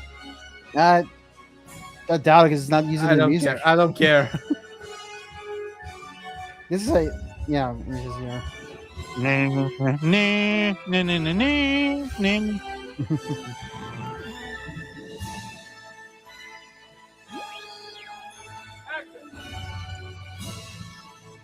Hollywood made a parody be with you. I love that. That's the only scene they had really. Other than the one in the front at the beginning. This 4th of July, get it? Is this? Oh boy. Is this something that's gonna be like? Is this Yeah, they're something doing- new, by the way? Huh? What do you mean? Is this is something that's actually happening? It's not something that's just as for the fuck of it. Yeah, it's just YouTube This is channel an actual trailer that's for something that's gonna be. yeah, but it's not gonna be in theaters. I don't think it's just gonna be like a Yeah. Understandable. No, but like Lucasfilm would not. Disney would not allow this to be. yeah. It's mostly just gonna be like a little like a video on YouTube or something, probably. Yeah. I think I want to share something else with you because the memes are better than the actual. Oh, of course. Yeah. Tell me if you know the original clip, by the way. Tell me if you know the original clip. Yep. The original clip is even funnier than that, but by God. Fuck. Yeah. This is amazing. We're getting the memes are amazing. And whether or not we used to have okay. Wait, let me Yeah. Oh boy. Oh boy. Rubio. That's great. There were so many like memes with him with different just for other like stuff. They have him like that. I mean, oh god. That one. It's amazing. Yeah, it's amazing. it's But funny. it's also very sad. It's also very sad because instead of just celebrating May the 4th, you're celebrating May the parody. Mm-hmm. Yeah. I mean, here's I'm gonna see if I could share this with sound. This is from an old stream of mine. But this was, I don't know if you guys remember Star Wars The Old Republic. Yeah. And those were the good old days of BioWare. Oh, that's a kid's backpack. Yeah, I don't, Jedi? Oh my fucking God. This part is hilarious. evil decision you can make as a Jedi. Jedi peace. He wants to speak to you. He's too Watch, weak watch, to watch. fight. Here we go. Jedi It looks like the needed bitch who someone played to the help Little you Mermaid. communicate. That's That's why he took took me me. away. Why he's letting us meet. I've been trying to teach him your language. Shut up, kid. Leave this to the adults, boy.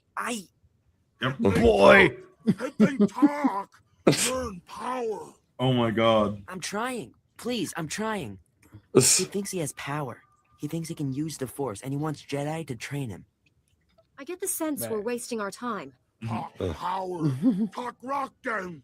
By the way, look at the Please empty listen. chat rooms Be for calm those now. who want to see how far we've come. The other Yeah. freshmen Yeah. will serve him because they fear his curse. But Mhm. the Force overwhelms him. He needs to learn from the Jedi to control the power. He's weak. You're forcing Yeah. my hand here. Take power. Hunt power. Go rock then. Head thing flesh. He won't let me go unless you help him get into the Jedi Temple. You can do that, right? Or I could just kill him. Get the Jedi Masters to train him? Yes. Letting a force-using flesh raider live is too dangerous. Jedi. Right into the fucking fire. Right into the fucking fire. He got yeeted off the fucking. Absolutely yeeted. Yes, absolutely like full throttle death out of the Yeah, scene. I Yeah, laughed at this that for is- about 20 minutes after I did it. This is why Star Wars: The Old Republic is one of the best Star Wars type of like. Well, also content. BioWare. That was the glory days of BioWare, I mean, man. it's basically. I mean, it's Yeah. basically like their Yeah. third Knights of the Old Republic game. Basically, it's like Exactly. well, technically second though, because the second game wasn't there. But Yeah. but, anyway, but it's still it is like their best. You just have so much fun with all of the other classes because you can play like a you can play like a rebel soldier and just be like a dick the entire time. Yes. For me, the best Star Wars games continues to be Jedi Academy Mhm. because of the way, like, to this day, it holds up to the way that you can completely annihilate people with your sword. I run through the entire campaign twice with using only my sword, except for that one mission that when your lightsaber was removed.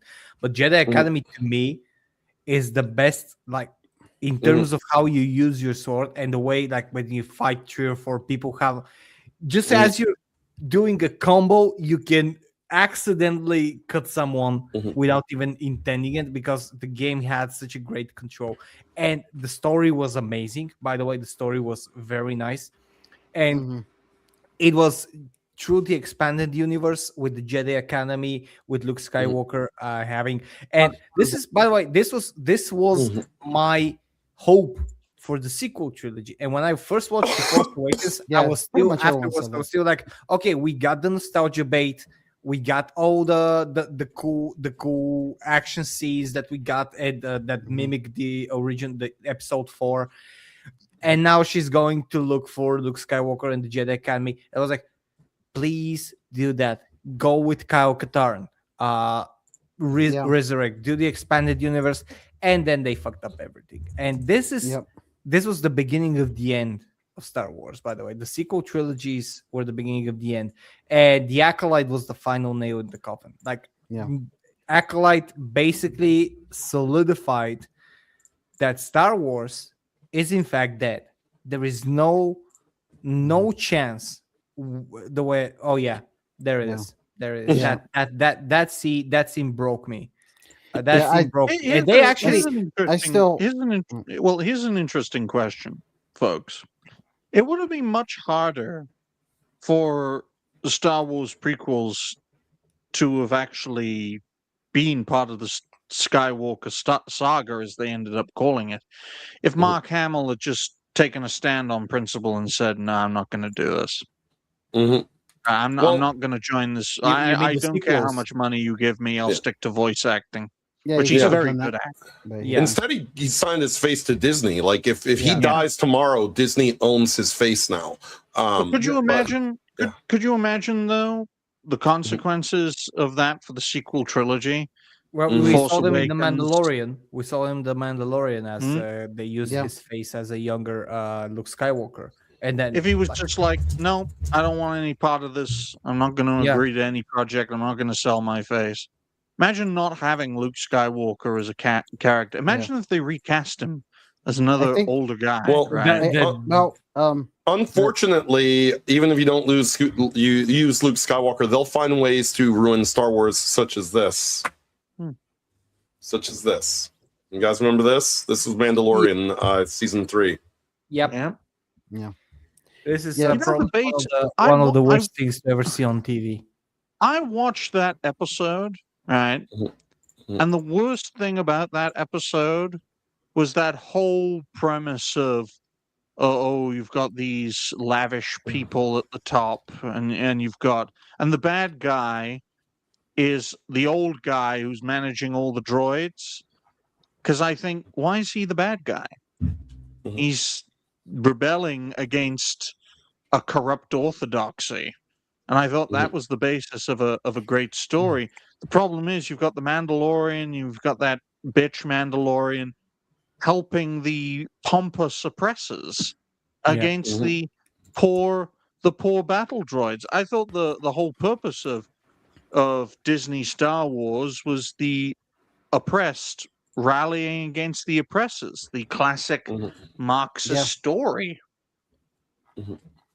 But no. Sadly, go ahead, Galaxy. Go ahead. Yeah, I was going to say a couple things real quick.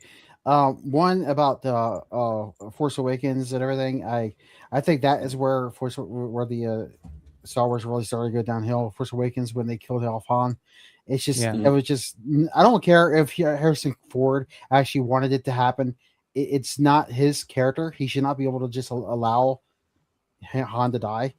Yeah, because it's I agree. just because it's True. and that basically just gave them the go ahead to go ahead and kill them all, kill the other ones off too. So the biggest tell that this wasn't taking off is if you look at Star Wars, if you look at each trilogy, right? If you look at the original trilogy, people anywhere between 40 to 50 years old have fond memories of the trilogy, especially when they were kids. The action figures, the toys, the costumes, everything. People who are in their 30s, to mid 30s to late 20s, remember the prequel trilogy and much of the same fondness. Even though older people who started with the first three are a little bit more critical of the prequel trilogy, right?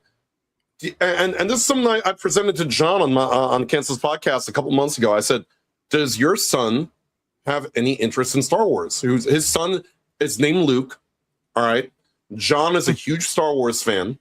His son has zero interest in Star Wars. And why is that? Because they did not market the sequel trilogy to capture the imaginations of a young audience. They marketed it to Arrested Development, mid 35-year-old people who, by the way, may not even watch Star Wars, may not have even been familiar with Star Wars. Yeah, the peep and women who just sit at the parks all day and complain. Why are there so many children at Disney? Yeah, I want to ride the teacups. Get the hell out of my way, you stupid parasite. So The Force Awakens, they marketed it correctly, by the way. I just want to say, because all the nostalgia bait without any creativity. Yeah. And I'm going to say something about all three stages of Star Wars. The original trilogy was the best sci-fi thing to happen, and I am a Trekkie, to be honest, but Star Wars is probably one of the best things that's ever happened to sci-fi. The prequel trilogy has the best 2 lightsaber duels of all time. Nothing will top those, episode 1 and episode 3. Nothing can top the choreography and the intensity. The sequel trilogy has one of the best most effective scenes in isolations, and that's when what was her the chick that's currently in Star Trek, the Academy, who was an admiral and who turned her ship around and went light speed, Aldo? Yeah. That scene, I don't care about the rest of the sequel trilogy. That scene was amazing. That scene, just the way it was shot, the way it was produced, it was amazing in and of itself. And that's the only positive thing I can say about the whole sequel trilogy, by the way. The only positive. Everything else, in retrospect, sucks. But this scene was good. That's me giving the credit where it's due. Yeah. But if it's one scene in 3 movies, then you're not doing anything right. Okay, yeah, I was going to do my second point though about the you were talking about Mandalorian and everything with Mark Hamill and stuff. He actually I think he actually filmed the scene in season 2, and then he just digitized his face to make him younger again. I believe that was the case of that. Was that the case? Yeah, that's what it was. Yeah, because I remember they had their their behind the scenes show on Disney Plus or whatever that has all the where they talk about how they made the episodes and everything. They showed the scene, they showed the episode, but they were filming it, and he was there on the set in the outfit and everything. So so they just digitized him down to make him younger again. Yeah, I didn't know that, by the way. But same thing. He actually agreed to do that. Yeah, I don't mind him that, but that's because we can let's say pile on that Overwatch voice actress that didn't agree with how her character was depicted. But when you have been playing in one of the best sci-fi trilogies of all time, and you have established the character and you have given face to the character, I think you should do more to protect what your character actually is. Yeah, you know what the problem that I have is that you could have salvaged the sequel trilogy very easily, but because of Kathleen Kennedy and because of abject feminism, it didn't happen. Sure, you had The Last Jedi. It was a slog to get through. That movie felt like 5 hours long. My girlfriend and I watched it. The only times where we didn't feel like we were falling half asleep is when I was making a wisecrack about how ridiculous everything looked. She thought the Porg was so ridiculous looking, she laughed at that for 30 minutes straight, and we still laugh at how goofy that thing looks. But the thing is that the last one, if you actually pay attention to everything in the last one. The implication of what should have happened versus what did happen is wrong.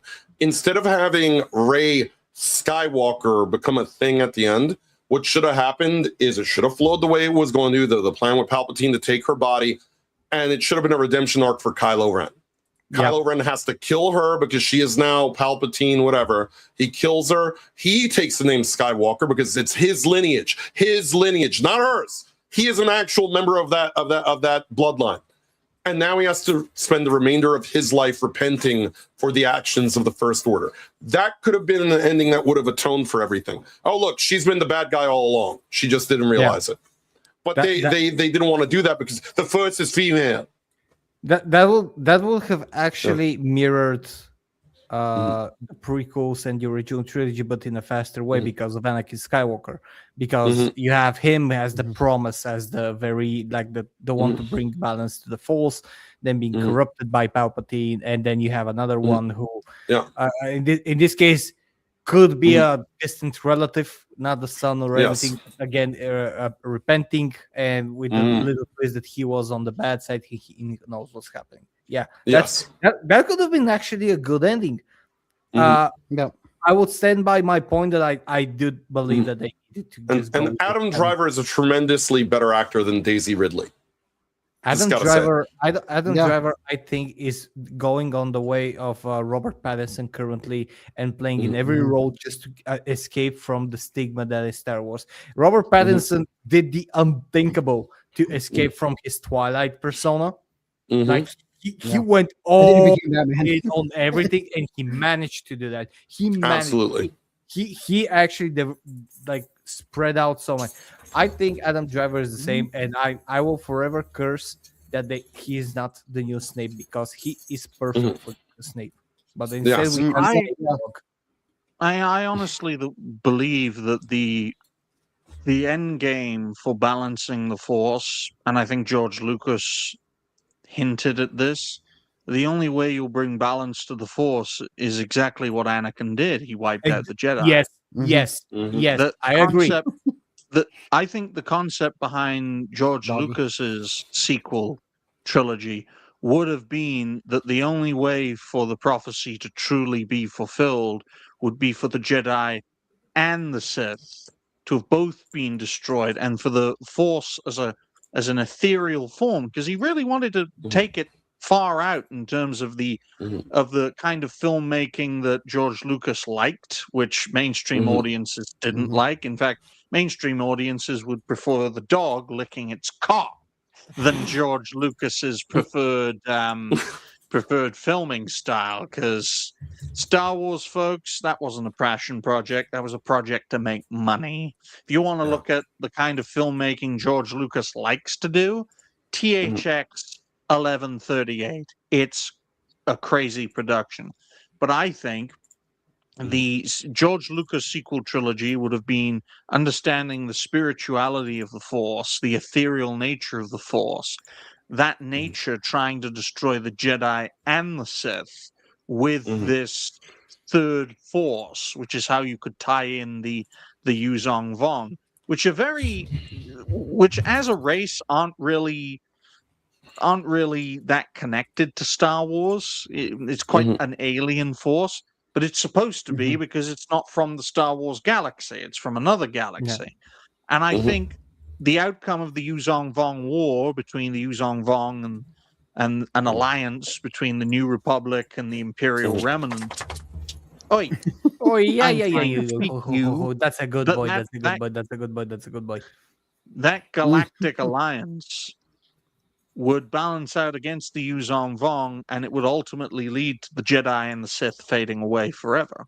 And I think that would have been a great way to end it. It's that the only way you can achieve balance in life is that all good things have to come to an end. And it would be tragic. It would be a tragic thing. I mean, the idea of Luke Skywalker dying to save the galaxy from the Yuzong Vong mothership over the skies of Coruscant, that would have been a great way to end it, because the best stories are tragedies. Instead, we got the power of one The power of two. The power of many, or whatever the fuck they were doing. I also like, by the way, before this sequel trilogy, the Grey Jedi theory. If you don't know it, like they're neither into the Jedi or the Sith, they're just in the middle, which Luke Skywalker does qualify for because he does have a touch with the dark side even during the sequel trilogy. Yeah, well, in the expanded universe, he did temporarily fall to the dark side, you know, and redeemed. Yeah. The question I have is, why is male doggy wearing a pink collar? Is your doggy transgender? No, Mom just likes to put his mother's collar on him because his mother died. Oh, that's his mother died a couple years ago. So, I mean, you know, we had his mom for about 12 years, and then he grew up. And Mom, sometimes when she's lazy, she just throws the pink collar on him instead of the red one. She's like, "Oh, this was your mom's collar." Oh, sweet little thing. Yeah. Big guy, giant. Okay, now let's focus on a happier topic, folks, before we end today's show. Apparently, kids are bypassing digital ID in the funniest way possible. I love that. That is the last topic because, you know, the UK's Online Safety Act, the way that they're trying to implement facial recognition. I know it's having a lot of repercussions for the PS5 also. From the Independent, guys, some children are drawing on fake mustache to bypass online age checks. Report finds a third of children in the UK have bypassed, which means successfully bypassed age verification gates. Research from Internet Matters suggests children are drawing on mustaches and entering fake birthdays to bypass online age gates and access social media and gaming platforms. The new report has suggested it found more than a third of children in the UK have found a way around age verification measures implemented as part of the Online Safety Act, which requires all pornographic sites. It's very nice that they included that. Social media and online platforms likely to be accessed by children to check their age. Social media websites usually require children to be at least 13 and users of pornographic sites to be at least 18. But if you have a fake mustache, it's all fair game. You're good. The new research suggests 1 in 6 parents have helped their child to get past age verification. I swear I haven't read that article because I didn't have time. The new research suggests 1 in 6 parents, so this is 1 in every 6 parents, have helped. They have assisted their child to get past their age verification. So imagine you're a 13-year-old little shit and your mother is drawing fake mustaches. Imagine how weird it's going to be when Stormer fucking bans fake mustaches for sale in the United Kingdom over this. All the Muslims are going to be mad at him. Well, guys, we'll identify as Viltrumites, and then it will become compulsory. Every Viltrumite man has to have a mustache. It's like it's so weird from a. I'm bringing it up. It's so weird from a cultural standpoint, folks. But like in Islam, where you have to grow a beard in order to be a man, in Viltrumite society, you have to grow a mustache. What are you going to do, Starmer? Ban people from having mustaches? You can't do that. He might. Muslims will blow up a city. Yeah, you might do that. Parents also said they had caught their children drawing on facial hair in a bid to evade the technology. One mother said, "I did catch my son using an eyebrow pencil to draw a mustache on his face, and it verified him as a 15-year-old. Oh, boy. Boy. I love Kids, reality. I love reality. Mm-hmm. Work out, train hard, and you'll look like a man or a woman in no time. I mean, this is the best thing ever because you cannot defeat the internet, all right? You cannot defeat children. Children are much more tech savvy than we are. I have a 5-year-old niece and a 5-year-old nephew that can already access my phone in ways that I would never be able to in a million years. These are these children. The next generation, they're born with a genetic encoding of technological understanding. And like I don't know. How old is that fucker Starmer anyway? 60, 70, 90? He thinks that if he hires some 90-year-old people... He's one of the late boomers. He's one of the late boomers. Same thing. He thinks that if he does like implement that safety acts, that kids are not gonna be able to hack it. I mean, imagine I would imagine that kids would go to their parents' bedroom while they're sleeping and they'll just scan their face and they'll then use that scan to make a mask somewhere. You don't know what kids are capable of. This is what happens. This is what happens when you try to legislate an environment or an industry or a place that you don't fundamentally understand. I can't legislate the activities of Mexicans. Do you know why? Because I've never gone to Mexico. I don't understand Mexicans. I don't understand their culture, their way of doing things.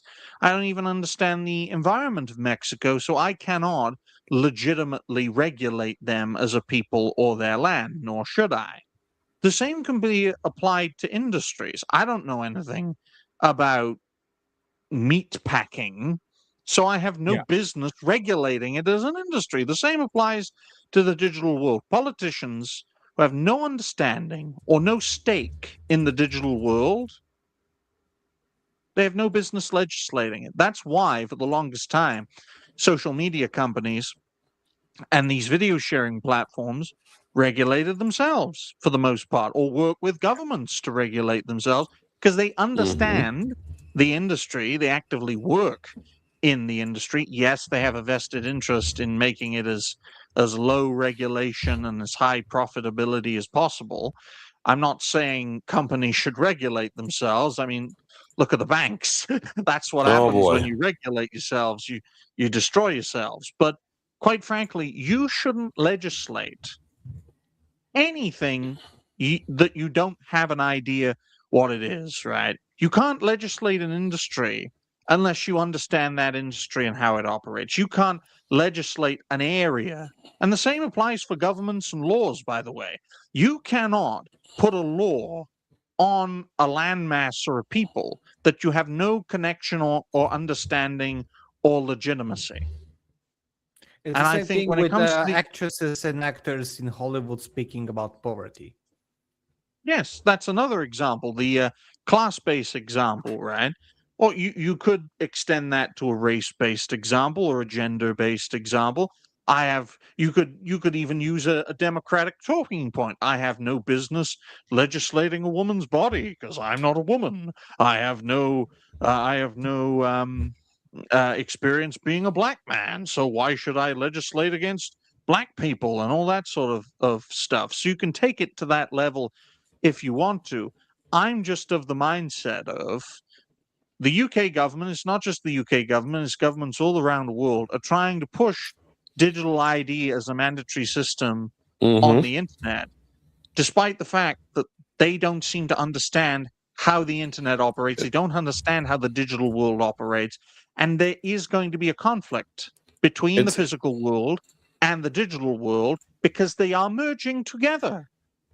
It's why I'm using Root instead of Discord these days for communities. Which, by the way, Helzo, you can one button like back up a bunch of rooms. It won't back up all your people that are in there.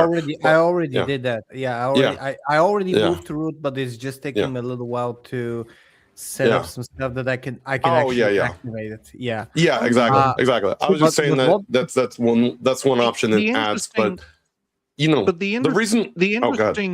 the interesting part of this, though, guys, is since the physical world that we all live in is merging with the digital world, one of two things will have to happen.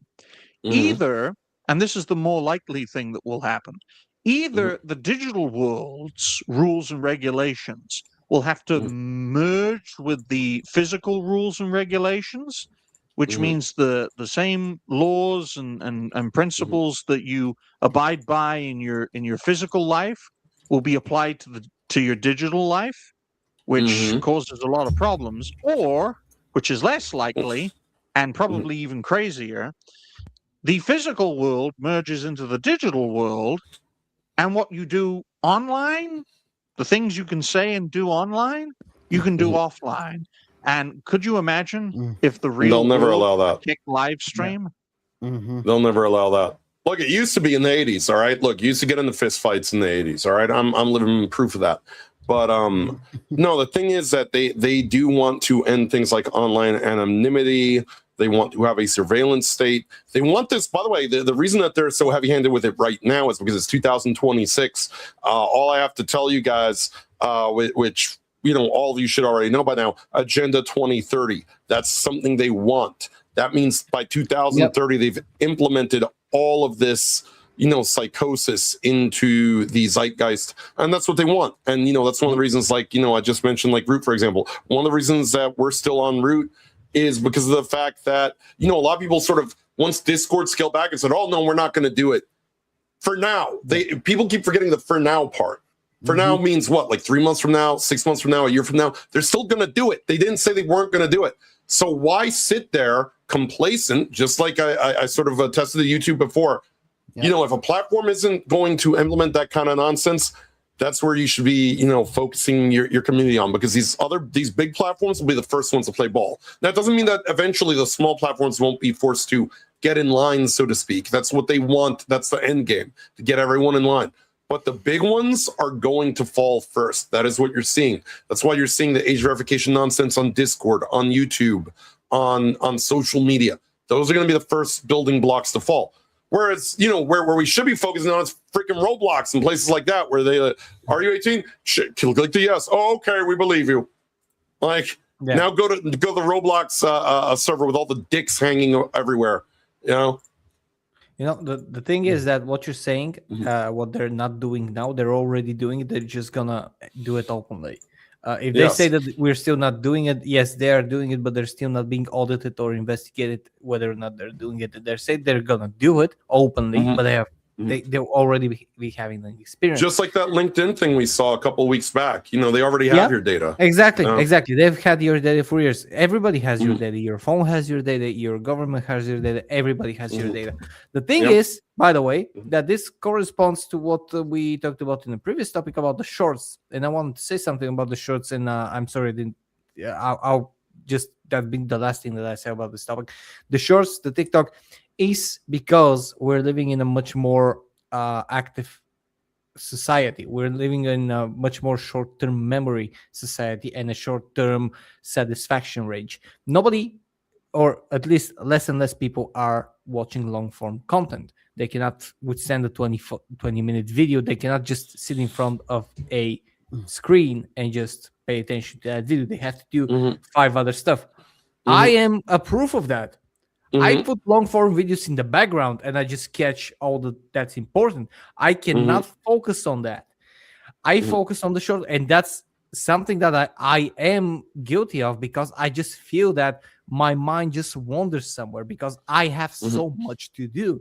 I cannot just take 20 minutes of my day and dedicate it to a video without doing anything else, because that means that there's 20 minutes that I'm not doing chores or cooking or something exactly else, and which is horrible because I used to have that time, and that's what that's why everything is connected. And someone might think, oh, this is a conspiracy theories. Just keep in mind 2026 is the year that all conspiracy theories are coming true, and I'm having this, and the government is putting even more stuff that you need to do to and more active and more urgent stuff. Your work is doing more urgent stuff. Your life is doing more urgent. There's always something it's to urgent, stop you, and you don't have that much free time, and that is dumbing you down. That is dumbing you down. Yeah, these statistics though should terrify everyone. There it is. If they expand, folks, right? In other words, Gen Alpha are the next boomers. Look at that. Yeah, they are. They are. Quite frankly, because look, I have mixed feelings about Andor. I think it was a pretty slow project. John loves Andor, man. The Mandalorian kind of peaked early and fell flat. The Clone Wars first season. The Clone Wars from start to finish, I think, was fantastic. Personally. By the way, I never watched Andor. Yeah. I mean, if this, first of all, I'm assuming this is accurate, and it's according to Nielsen. It is, and because the for all their Acolyte faults. isn't on there. Yeah, thank God, and Hitler, the Acolyte isn't on there, because I'd be far more worried. But the point I want to make by showing this stat, the most streamed Star Wars projects by generation, folks. Boomers and Gen Alpha have a lot in common. Gen X and the Millennials have a lot in common. And Gen Z, my generation, is completely different with their own thing. Star Wars, Clone Wars, and I'd say the Bad Batch as well, being its successor, although that's come to an end, are examples of where Star Wars should be going. It should be going in a more animated direction, and I think that's where it's at its strongest. I think it should have an element of the Jedi versus the Sith. I think the period within the Clone Wars and the near 20-odd years in between the Clone Wars and the Galactic Civil War should be explored a lot more than it has been currently. Andor is a very deep, slow story, and we already know the ending to it. It's called Rogue One. Whereas The Mandalorian is the future of Star Wars, and it shouldn't be. But see who supports the future of Star Wars: the oldest people and the youngest people. People say that younger folks are getting more and more right wing. No, they're not. No, they're not. That's never how things work. Depends on what you promoted. If you get right wing promotional materials into TikTok shorts, they're gonna be hooked to that. If they overtake the left wing ones. From the preliminary information we're getting at this moment, ladies and gentlemen, Gen Alpha, those who are between the ages of 2 to 13, will be the most left-wing generation of all time. All time. Far more left-wing than even the boomers were at their height, which was in the mid-1990s. Strange that. Strange how boomers at the height of their political power were the most left-wing generation of all time. Gen X were more right-wing, millennials more right-wing, Gen Z more right-wing, and now with Gen Alpha, most left-wing generation ever.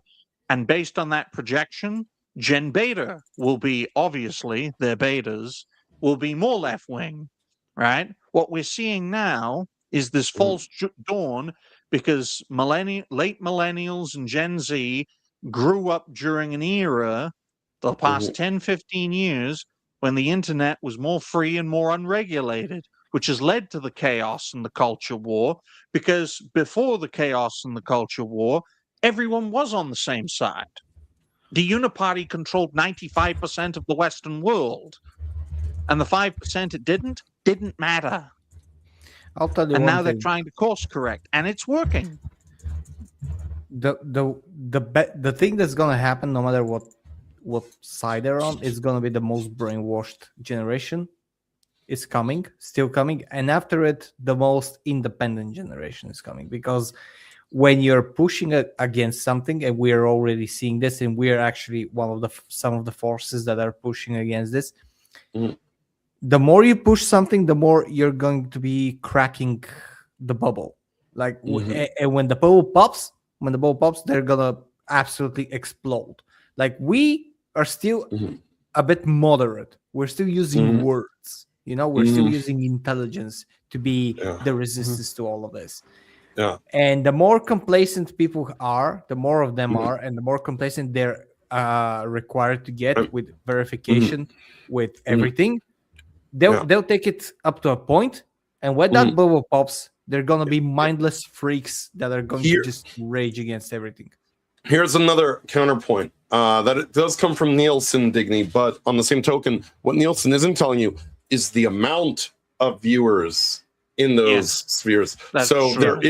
there is a flip side to that Gen Alpha believes that the painter was too moderate. Did you know that? They believe the painter was too moderate. They want him to be. Look, there's why they all this push for censorship is going on, because there was something I posted earlier on Facebook. We can't really discuss it in context because I want to protect Hellzo's channel. But there's a certain group of people that feel that memes have caused them to lose all influence over the West. And if you want to know who those people are, they wear very small hats. Homelander. Yes. It's Homelander. It's like the memes they make about me. They should be a crime. But I think the one thing about my generation and the younger generation that are younger than me, is that none of them are moderate. When I say the most left-wing generation of all time, folks, I mean a generation that's more left-wing than right-wing, but no one's a moderate. That's what I mean by that. That is true. That is true. No one sits the fence. In my own part of the world, in the UK, you know, I still keep an eye on my home nation. The biggest cohort of younger politically active people are on the far left, and they support the Greens. The second largest are the right-wing contingent who support Reform and Restore. Right? Yes. None of them support the mainstream parties. None of them are center-left. Almost none of them are center-right. And none of them are center. That's the generations that are going to be manifested in the future. Generations we see this mirror in the United States. Like Star Wars. Yes, we see this manifestation very much the same in the United States. And that's so, good. yes, I think that's good. I think the days of political moderation are over. I've always believed that content creators shouldn't be moderate and should be more radical in how they approach things. And the people in power who are dying off, folks. I mean, the boomer generation, another 10, 20 years and they're all going to be dead. Police of the bootstraps. And let's face it, let's face facts here. Political moderation is going to die in the 2030s. I honestly believe that. It's just a question of it's just a question of, will the far left take over? The actual far left, who do not believe in a free market, that do not believe in the right to free enterprise or free choice, or will it be the far right that will take power and they don't believe in other sorts of freedoms, like you can't associate with that black man or you can't associate with that rice muncher? Yeah. I would be for the ones who like Star Wars the way it was before. Those will be the better people. But but you know, like Digny said, you know, it's all about, you know, sort of the influence game. You see that the left right now, I think in some ways it's already there is already no moderate. We already saw a world where a man was murdered in front of the world, and people celebrated that. Now, on the bright side, you know, if there is a bright side to that, I hate to say it that way because it's never bright when someone dies. That passing brought a lot of people into the light of, we see what these people are about now. A lot of those people lost their jobs. You know, a lot of those people are gone from the you know, power and influence that they once had. But that said, now the other side, they basically radicalized their own opposition. Yes, exactly. On the flip side of that also is that now our side has a lot of very radical people, and you know, the sides become more polarized as things progress. You know? Yeah, and that's not going to bring any good to anyone, because we've talked about this before. In the 90s, in almost every country, you had discussions. You had an intelligent discussions, and you had something that no longer exists anywhere: respect to your opposition. Even when you're on opposing forces, you could say, okay, they have good ideas. I will say that our ideas are better, and I'm going to defend our ideas, but we can actually work with them and implement something mixture, no matter who wins, for the betterment of the people, right? Very little There's nothing like that anymore. Yeah.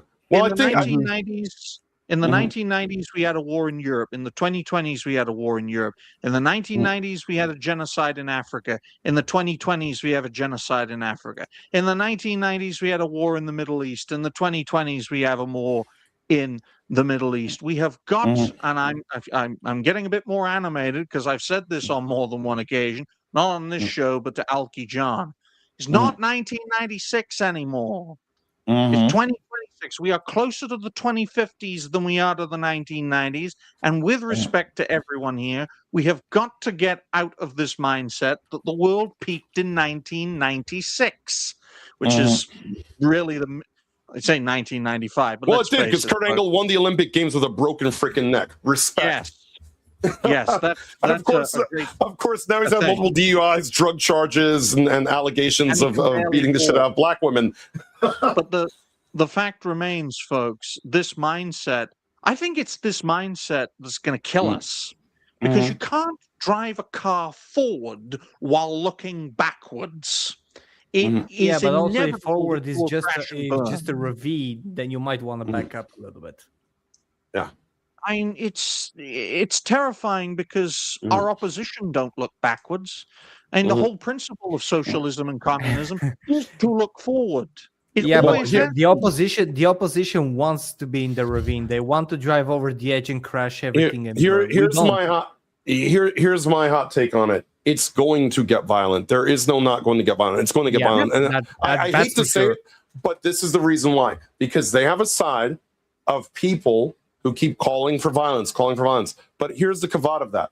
Unfortunately, for it to end, it has to get to that point because the people who've got hands of soft as babies' asses, like Hassan Piker, who've never been in a fight in their life, are going to end up in a situation where, they realize that the normal people and the people on the right and everybody else, them motherfuckers got hands. And what I mean by that is, look, Hassan Piker talks about blood in the streets, right? But then when Sam Hyde says, hey, I want to come to your house, I want to fight you IRL, where's Hassan Piker? Hiding under his bed. You know why? Because the dude has never had the consequences that we did grow up with in the 80s and 90s, which were, if you mouthed off in the real world, there were real world repercussions. It was, exactly. And unfortunately, we didn't have the internet anonymity to hide behind. Mike Tyson said it best. People got too comfortable about not getting popped in the mouth. Yep. And that's very true. The good thing is that the side that we're on, and I fucking hate sides. I like the side of reason. I'm gonna call it the side of reason, the side of reality-based thinking. Wink, wink. Exactly. Is people that did grow up with consequences, and I think that that's one of the crucial things that it takes for someone to actually be on the side of reason, because they know the consequences of the real world. That's why the leftists are so violent, because they don't know consequences of the real world. They grew up without the consequences. They grew up without being told no. They grew up without being slapped at least once across the face by someone who was fed up with their bullshit. And I'm saying that with all the fatherly advice, even though I'm not a father. You need to tell your children and to make them understand that if they fuck up, there's gonna be violence. If they get beat up at school because they were mouthing off at a bunch of kids, they're not gonna be protected all the time. Yes, protect your children, keep your children safe. But if they're a piece of shit, if they're a little brat, they need to learn that doesn't work in the real world, because that's what we got now as the lefties. They are absolutely abhorrent pieces of shit that don't know that the only reason that a woman, like a lefty lunatic bright hair colored woman, is not getting slam dunked on the pavement by someone that she has been screaming off for 5 minutes in their face, spitting in their eyes and in their mouth while speaking, is because the person on the other side has grew up with consequences, with dignity, and with a respect for the gender and for other human beings. Because if a lefty were to come out to another lefty or another radical that has the same moral principles or lack of as a lefty, someone in that confrontation would get killed within a minute. Yeah, obviously. And that's why you're going to see a normalization of political violence, because political violence throughout human history was the norm. It was only the modern, liberal, post-World War II West that brought a sizable end to political violence. And in the process, it has spawned this disgusting uniparty octopus that is neither left nor right, that has infested our institutions. And the only way to bring such a thing down is to create an equally hideous monster called the anti-center. It basically boils down to the boomer versus the anti-boomer, because the boomer is the embodiment of this kind of infestation. It took 3 generations after the boomers to create a generation that backlashed against boomers. From boomers to Gen X didn't give a fuck. That's even worse than giving up, not giving a fuck. And you have the millennials, who might as well be split in 2 because the world changed a lot in the 80s and 90s. And then you've got the Gen Xers, who have only known crisis after crisis after crisis during their lifetime. There's the uniparty monster that you talked about. Yeah. I asked Grok to generate Lindsey Graham with octopus tentacles, and that's what it gave me. He's not a Democrat. I want to hear, because go for it, Digny. But then I I want was to hear just going to Galaxy. say, this guy ain't a Democrat. He isn't a Republican. He is the embodiment of the post-World War II West. And what is the end point of that? It's wokeness. Wokeness is not a left-wing ideology. It's not a right-wing ideology. It is a poisonous cancer of Western society, irrespective of ideology. It's just one side are better at harnessing it than the other. Galaxy? Well, one thing I have to ask first. What is this topic again? I was kind of busy with something else. We start as true Tangent Kings. We started off from the kids that are just destroying the online verification, and we went to the new generation, and we went to this. Yeah. So anyway, yeah, I'll just go with back to our online verification thing. So I think it's hilarious that the kids are doing that, though, because it's true Tangent Kings, baby. Sorry. Yeah.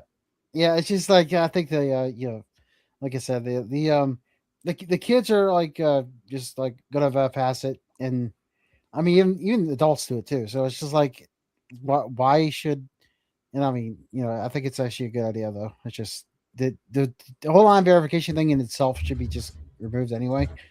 Yeah. I mean, because it's just like you guys have been saying before earlier, that it's just gonna go, you know, government's just gonna be like doing something very like I guess you could say evil with the information. So that's what I think. Yeah. Anyway, you know. Well, So I want to make an additional point when it comes to the nature of the beast, for lack of a better term. Whether we like to admit it or not, when it comes to the left are A grade when it comes to pointing out problems, but they're F grade when it comes to providing solutions. That's why I am not completely against left-wing ideology, because they understand the problems. Their solutions just make it worse, though. And I think rather than just outright condemn them for everything they do, point out the things that they get right in the problems in our society, and actually use more rightward-leaning principles as solutions to what the left call out, right? I don't want fucking corporations to abuse and oppress the workforce to the point where kiddos are being used as laborers, as they are to this day in certain countries. The solution to that, though, isn't nationalizing those companies so that the state can hire child labor. I can tell you exactly what's going to happen in the very near future. And you said it, it's going to be violence. Yes, there's going to be widespread violence. Whether or not it's going to be through wars, through internal wars, through domestic violence, don't know. This whole thing is going to crumble. And by the whole thing, I mean the way society is constructed currently in the West. And by the West, I mean everything from Europe to the West. Because we do mirror what has. Yes, I agree. Nothing like humanity has proven once and once again one simple thing, that the only change comes after the previous thing has peaked and it has brought the most disastrous levels of annihilation. Geneva Conventions, the nuclear bombs, the highly enhanced conditions for nuclear power plants, and the fall of the USSR because of Chernobyl. Only after a huge tragedy does humanity advance, and that's pretty much the principle. We won't advance if nothing bad happens. We are a post-reactionary species. Yeah. That's why we haven't colonized any planets, because we don't deem it necessary. But if aliens come, you can bet your ass that within 10 years we're gonna have giant mecha suits and we're going to be traveling to Jupiter in a matter of hours. I can guarantee you that. Well, Tragedy, stress, and what was that, Galaxy? I was gonna say, if aliens come and attack us, then we're gonna actually go after them too. So that's the thing. We'll go into space after them. Exactly. The Warhammer 40k universe actually explains it quite well. And if you dive what was the legacy of the Napoleonic Wars? Nearly a century of peace that culminated in 2 world wars. What was the legacy of World War I, the interwar period, and World War II? 80 years of peace into the modern post-war consensus. And what's going to happen with this war is probably going to be the end of civilization as we know it, because most likely we now have these kinds of weapons at our ready. Mm-hmm.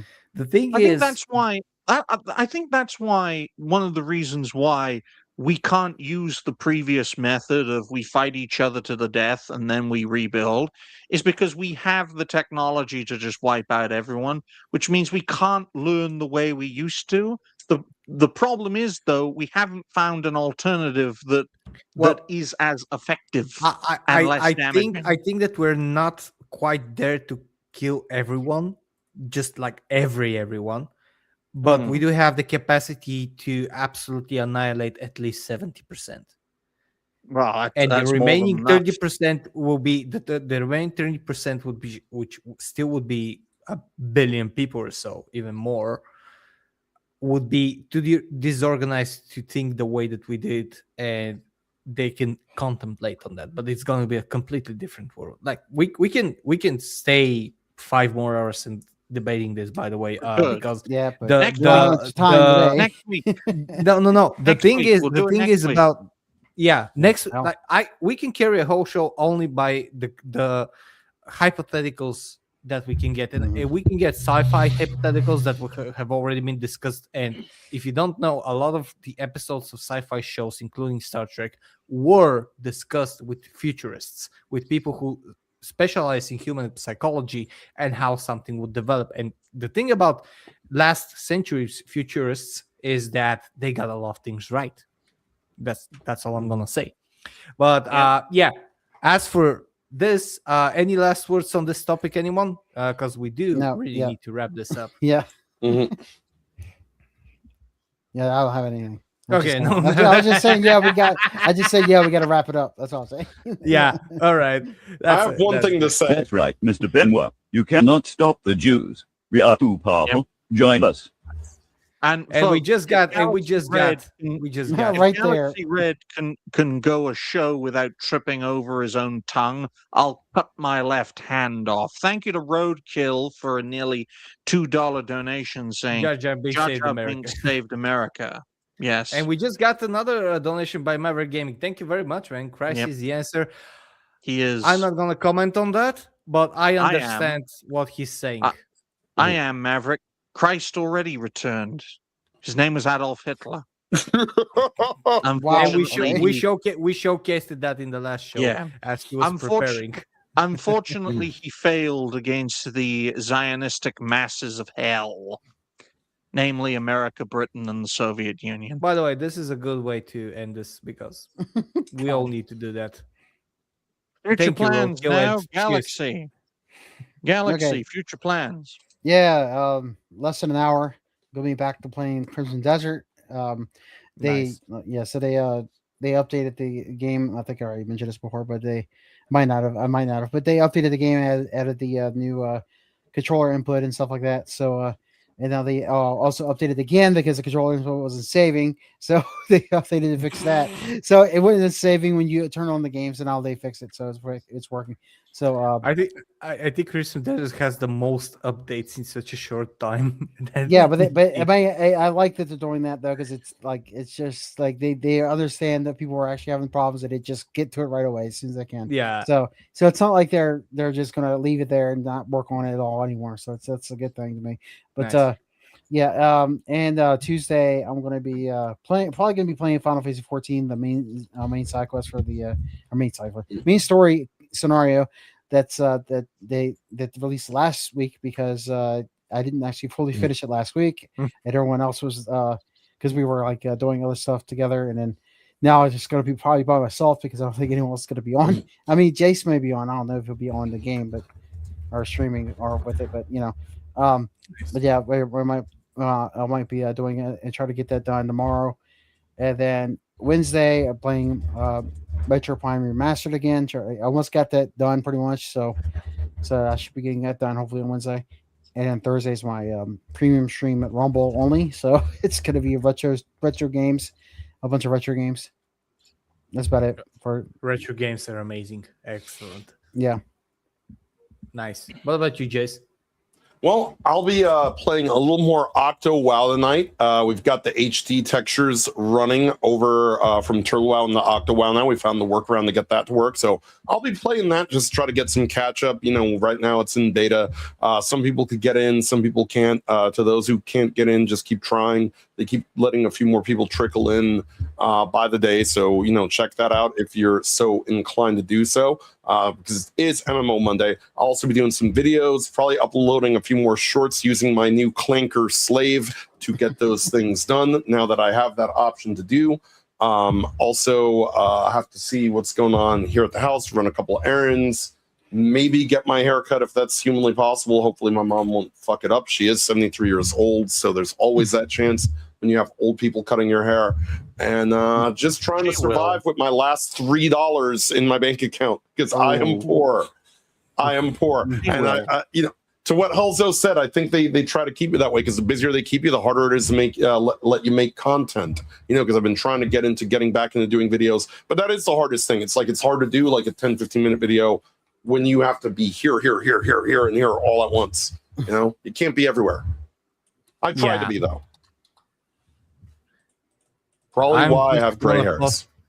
You can put all our links in there. That's you could just shave it and wear the hat always. Yeah. Well, what? It's a good way to get Roadkill to donate to get the hat off my head, because that's what I did last time she fucked up my hair. Well, if people follow the links, they can find you and Galaxy on Rumble, and they can do what needs to be done. But I've been using the Clanker slave, but it stopped working after I made nearly 180 shorts. It stopped working. Bloody thing. Clanker worked properly, but that's why I canceled my free trial. It's like, if you're not going to work, I'm not going to pay you, motherfucker. But folks, more videos, more shows, more videos from said shows. You guys know the drill. I think a lot's going to happen this month in regards to content creators. And I'm very grateful for that, because we'll be able to see who's in it for the love of the game and who's in it to be essentially a blood-sucking mercenary who could easily be bribed off. It's a great way to separate the wheat from the chaff. Well, hey, right? I'm a mercenary, but I can't be bought. That's the irony. I know. So if Atreus asks you for money to fix his Mustang, don't give it to him. Give it to me so I can buy a black controller from Steam. Oh my god. Okay. But all the links are in the chats.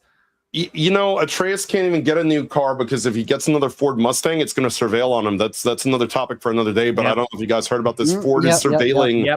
And sending your info to the cops. Having this, do you know what he needs?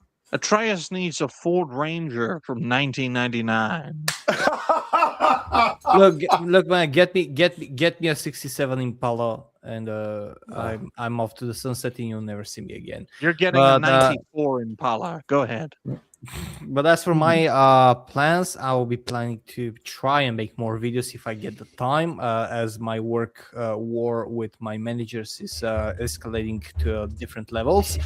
As for streaming, I'm streaming Pragmata or Dead in Space, which I will say one thing. I know and I completely understand why this game is having the effect it is and why it's called the Dead Simulator. This is an amazing game. Very, very good game. Kudos to the developers. Kudos to everything. Amazing game. Be having a lot of good times with it.